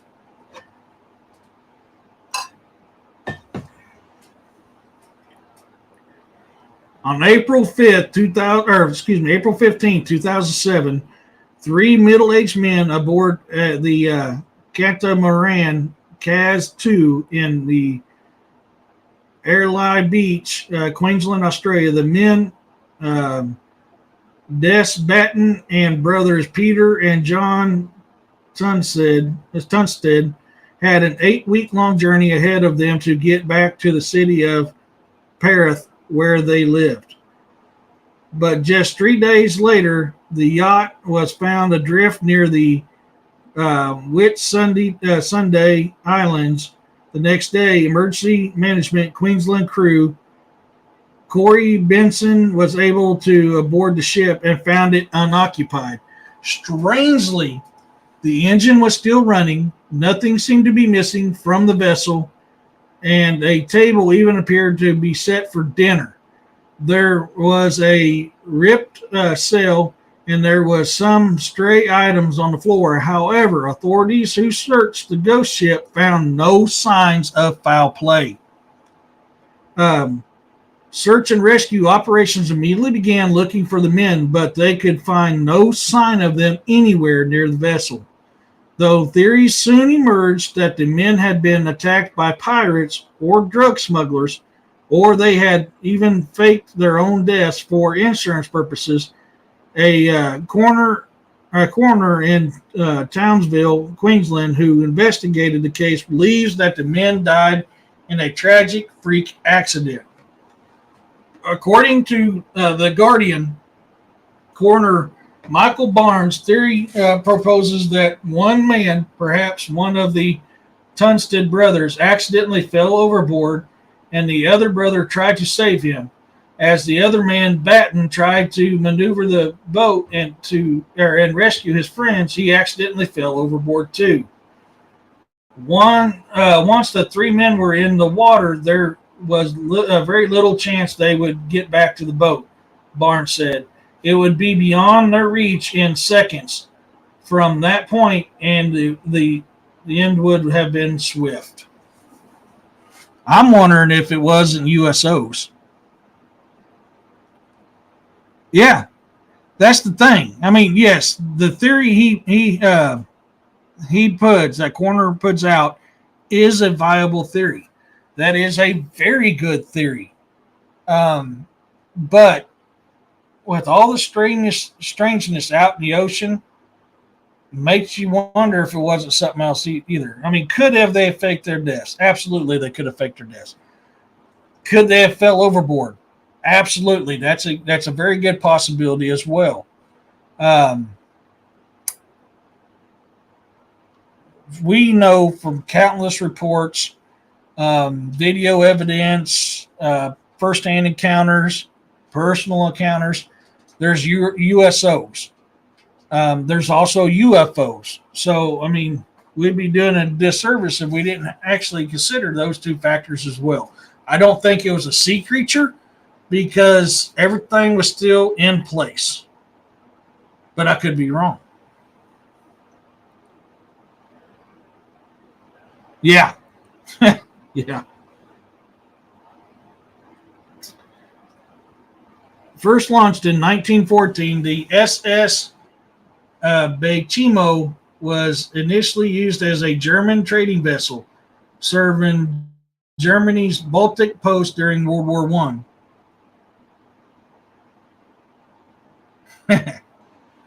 After the war ended, the ship was given to the British government as part of Germany's war retributions.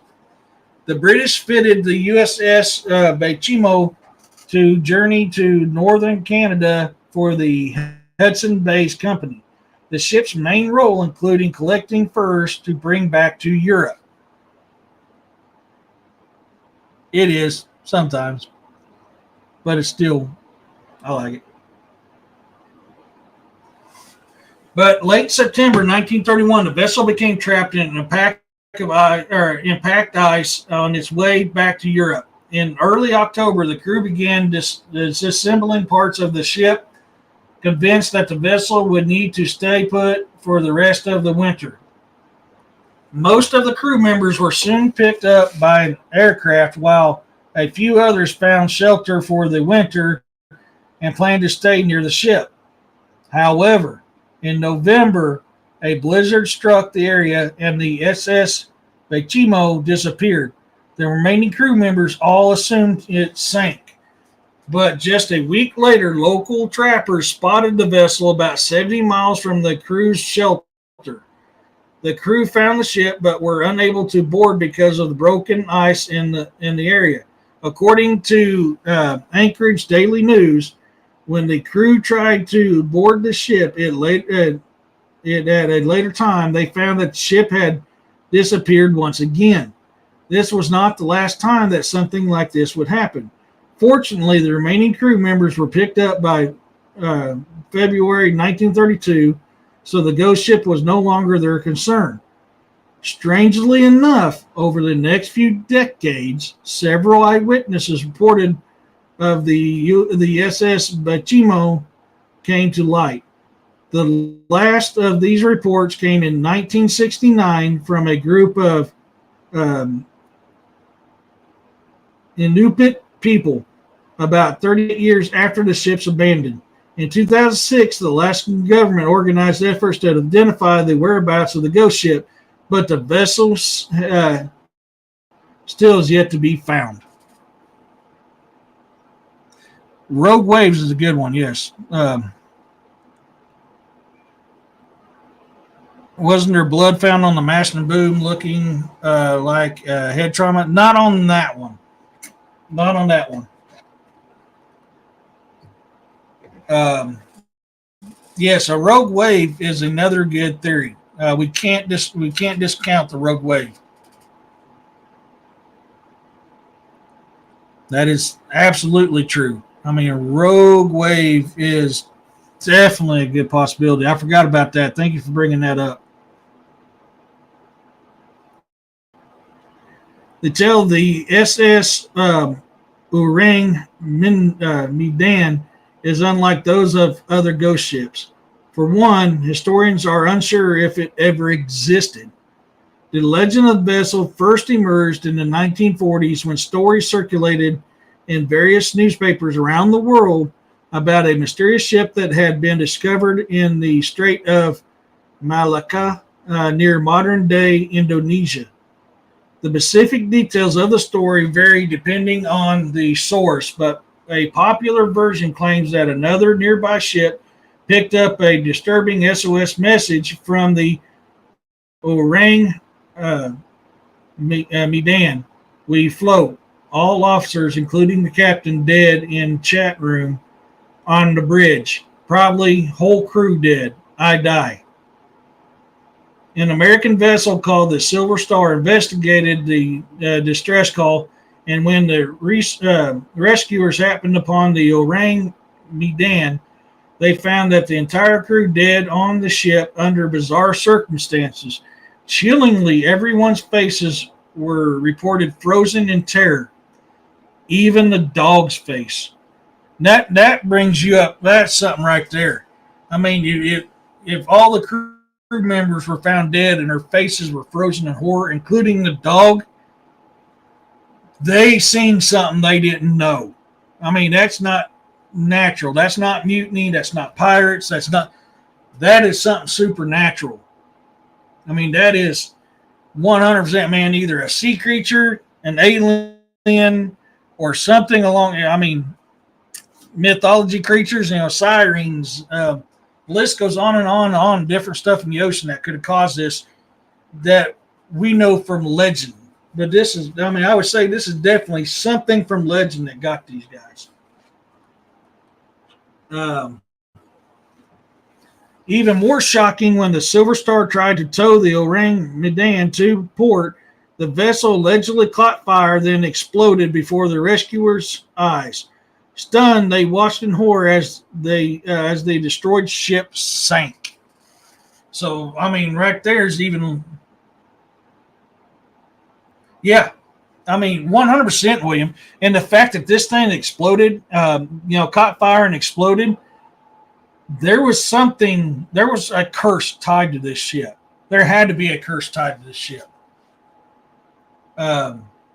Or something supernatural tied to it. Mythological creatures tied to it. Something along them lines was tied to this ship.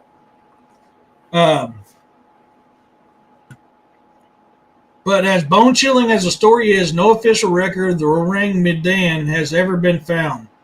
Furthermore, which Caleb and me talked about this earlier. Hey, have a good one, Michelle. Caleb and me was talking about this earlier.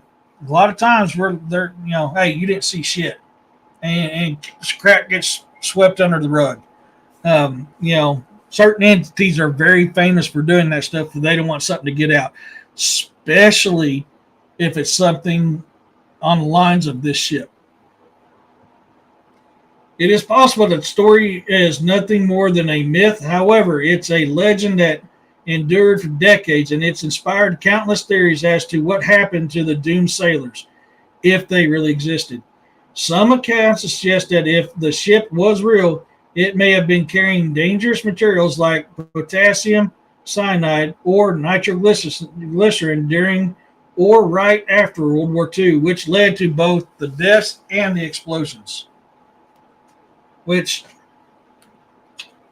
yeah, the ship mysteriously catching fire and exploding, I can see that.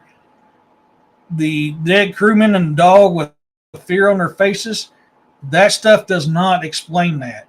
Anybody with common sense is going to know that. If these guys were hauling that type of material, they were used to it. They wouldn't have died with fear frozen on their faces. I mean, that's just common sense. I mean, honestly, it's common sense on that. So they seen something otherworldly that caused them to be like that. I mean, let's see, we got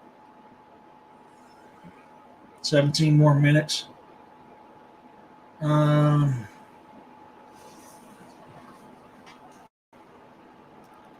Yes, they have. Absolutely, William. Mega squid have been found to attack U.S. Navy sonar on the bottom of ships. If I remember right, it's the mega squid that is tied to the Kraken legend, if memory serves me correctly.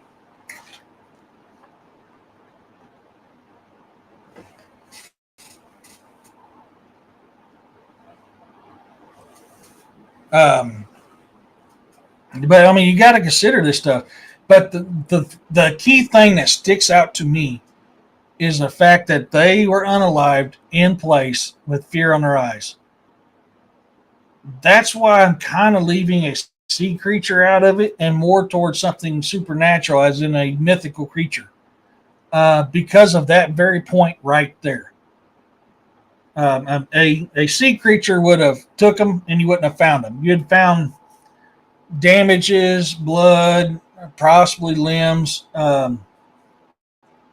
But the fact that they were all found and the dog even was found with fear frozen on their faces screams to me that it's something supernatural.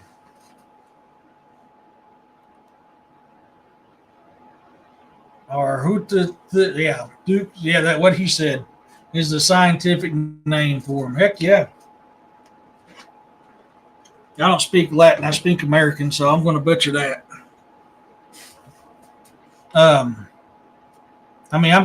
What do you guys think on that story there? What do you guys think could be the cause of that on that last story? I'm curious what you guys say. I mean, we heard William, and I'm definitely in line with William on this. It's something mythological that jacked these people. But I'm kind of curious what you guys think as well.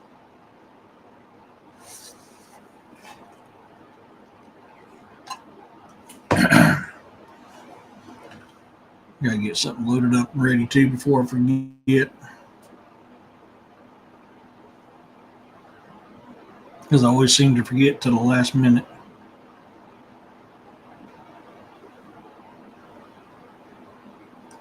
Come on, baby, you can do it. You can do it. Did you just snore?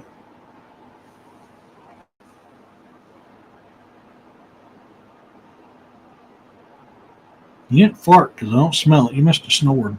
Heard something weird.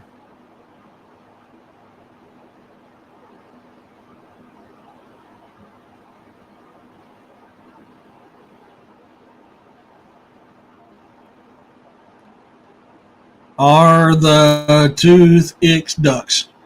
There you go. Yep. I don't speak Latin, so I mean I'm lost as a goose in a hailstorm when it comes to that.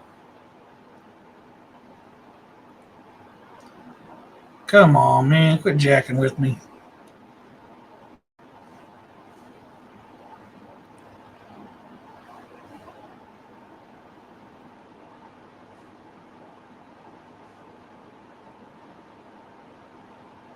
Praising and celebrating. Heck yeah. But I mean, me for one, definitely putting that as something mythological.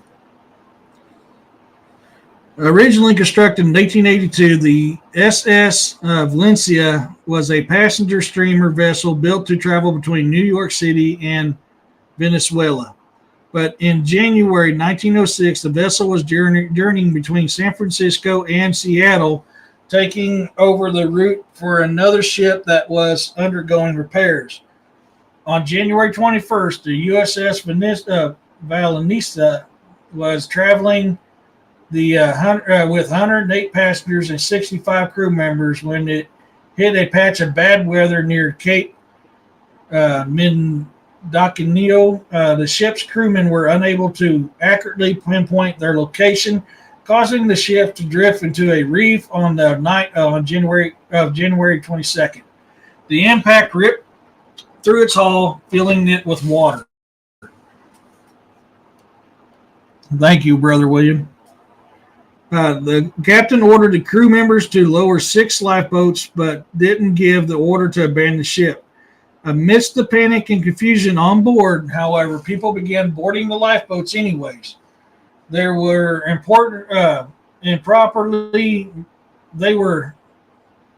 three were improperly manned, and the people in them ended up drowning.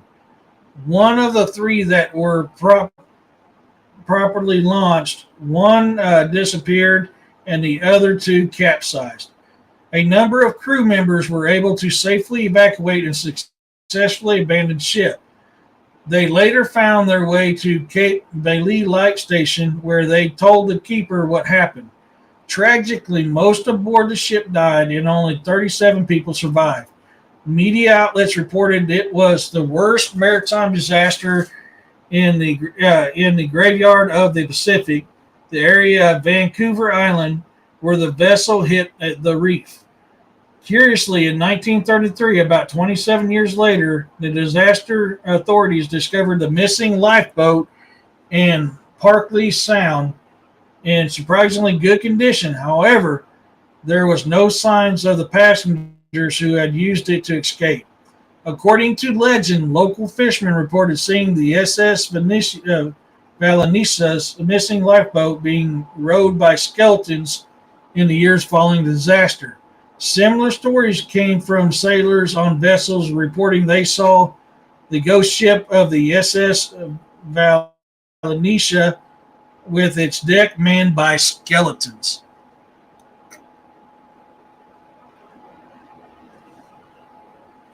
Maybe it's sucking of the soul air combination freezes the face that way. Doesn't it also change the body molecular structure? That is a possibility, Bounty. Good to see you too.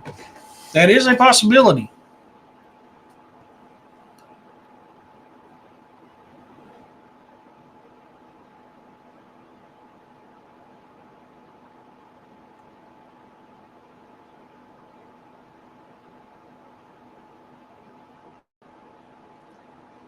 It's no secret sailing during wartime comes with dangers. During World War I, German U-boats sank about 5,000 ships.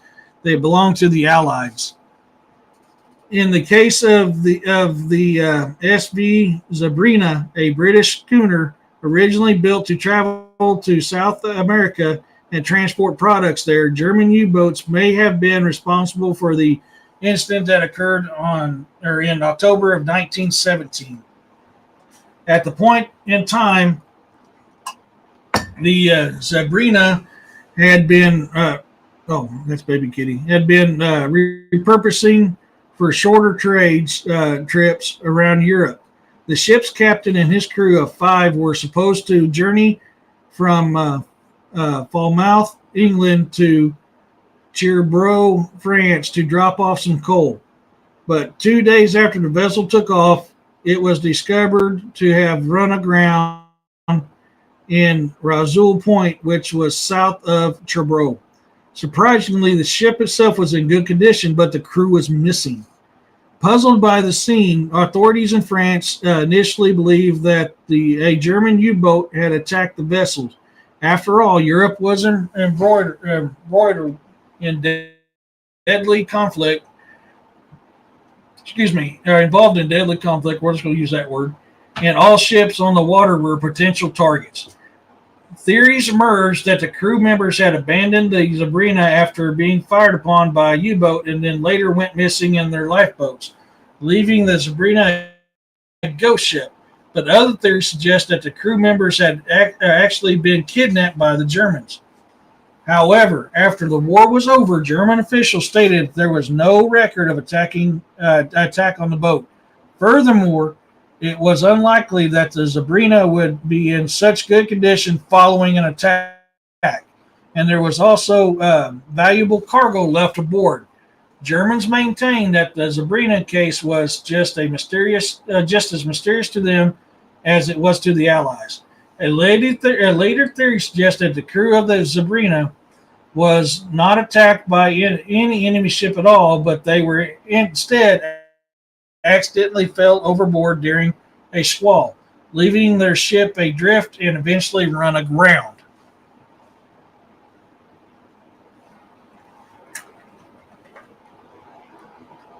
I think we're going to leave off of that one. I've still got 4 more that I can read, but we're getting pretty close to time there. Let me see what these next 4 are, see if there's a good one. I could probably read one more. Okay, I'm not worried about that one.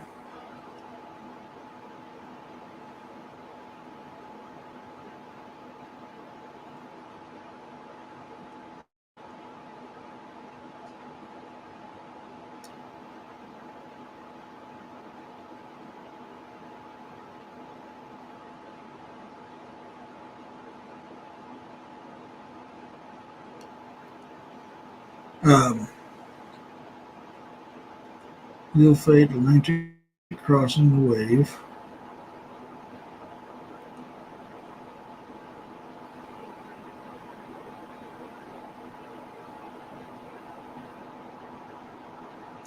Yeah, these others, I mean, there's one in there is possibly good, but we got 5.5 minutes. So I'm not sure. Roxanne, is DA doing a show tonight?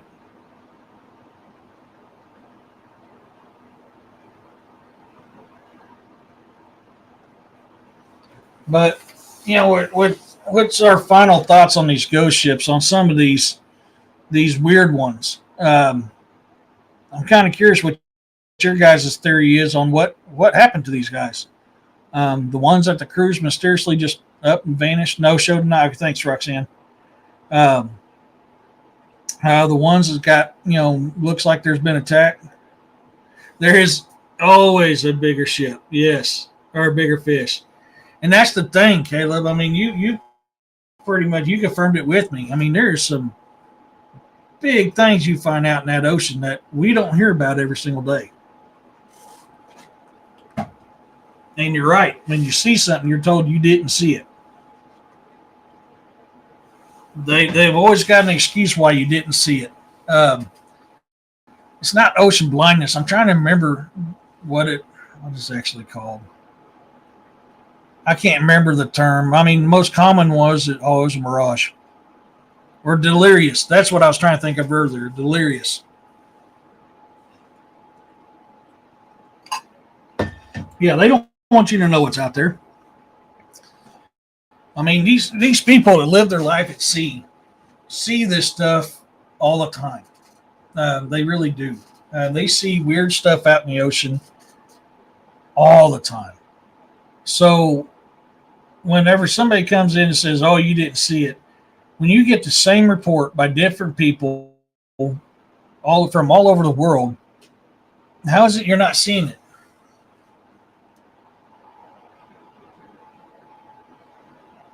That's what I thought, but I thought he said something about possibly doing it until he got the membership thing figured out, but I just couldn't remember off the top of my head.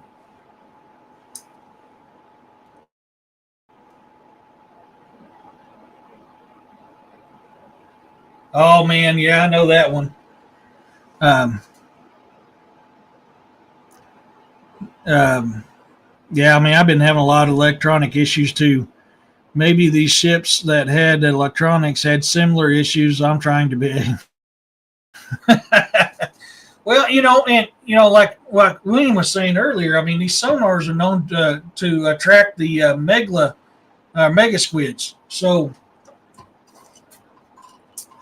that doesn't explain pre-electronics, but could that be a factor for more frequent attacks?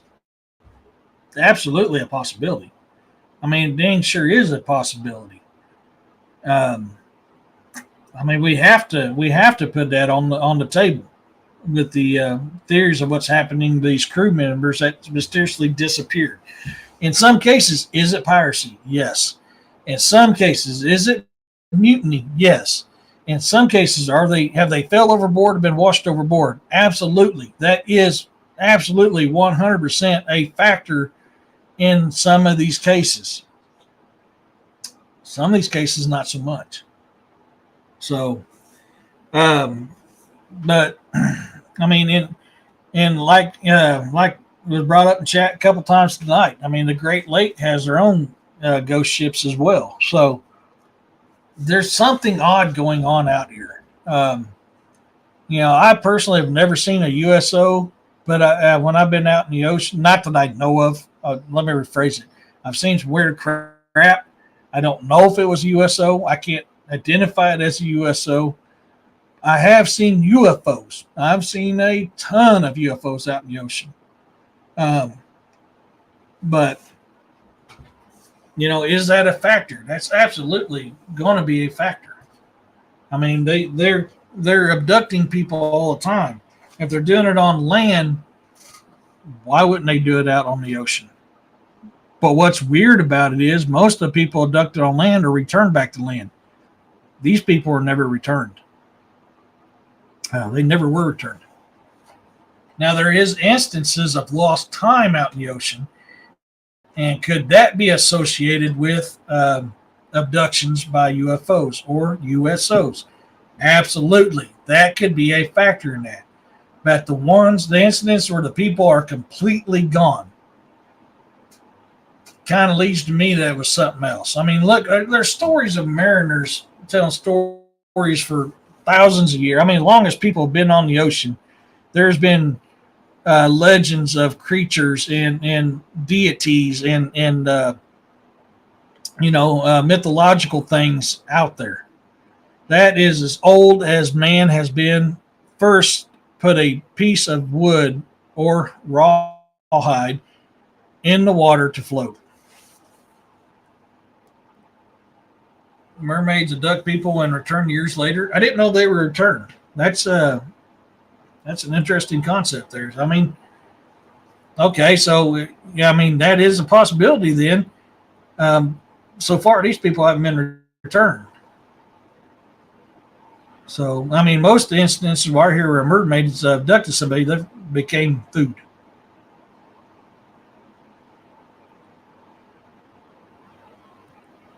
I don't have Facebook back yet. Apparently, I was being myself. Rights revoked. Oh my! You got put in Facebook jail.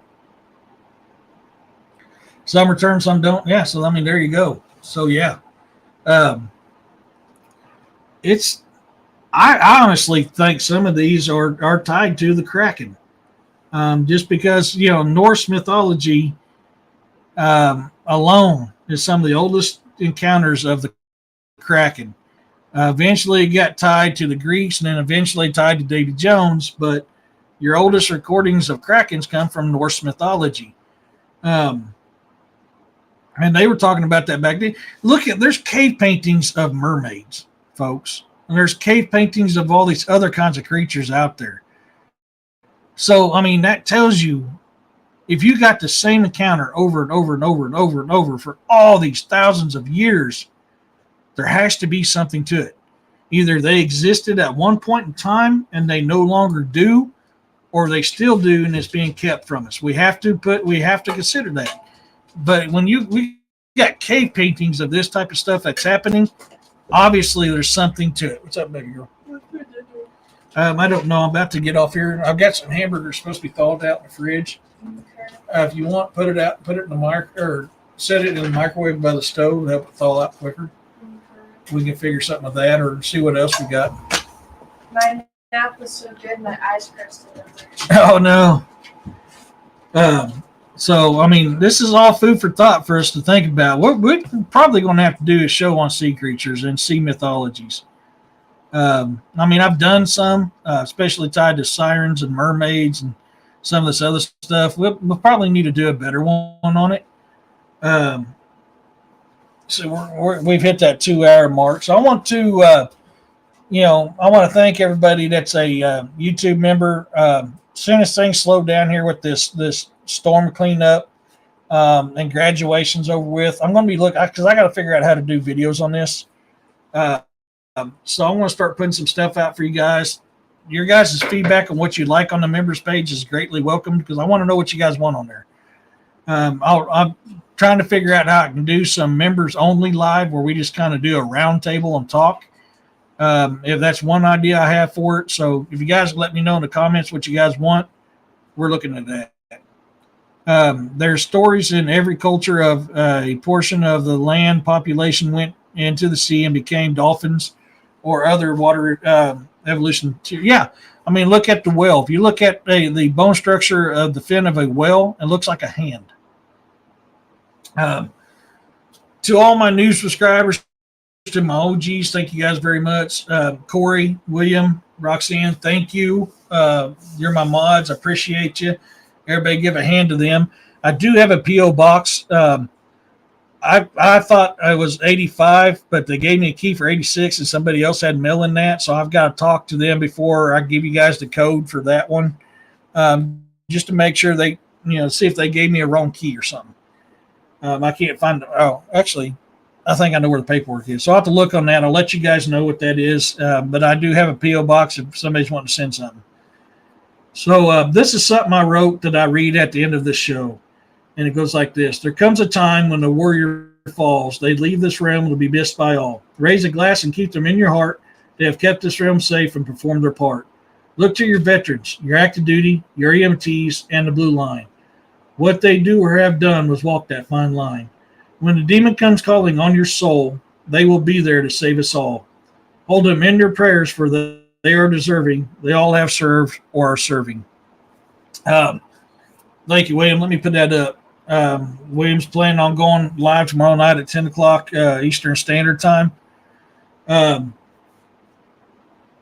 with that going on, I've got to come up with some more show ideas. I'm kind of riding the blank because I'm running around like a chicken with his head cut off right now. I'm just busier than a hiccup. But I'm probably going to stick to this maritime stuff for a little bit because I want to kind of tie a lot of this stuff together. So next Sunday, I'm probably going to do another show and probably a little bit better show on sea creatures. So plan on that. I need to try to find somebody that's a lot more knowledgeable in sea creatures than I am. See if I can get them on. But let's plan on that for next week. And as always, guys, peace, love, and blessings to you all. Hey, Ida. And we'll see you next week, guys. Thank you so much.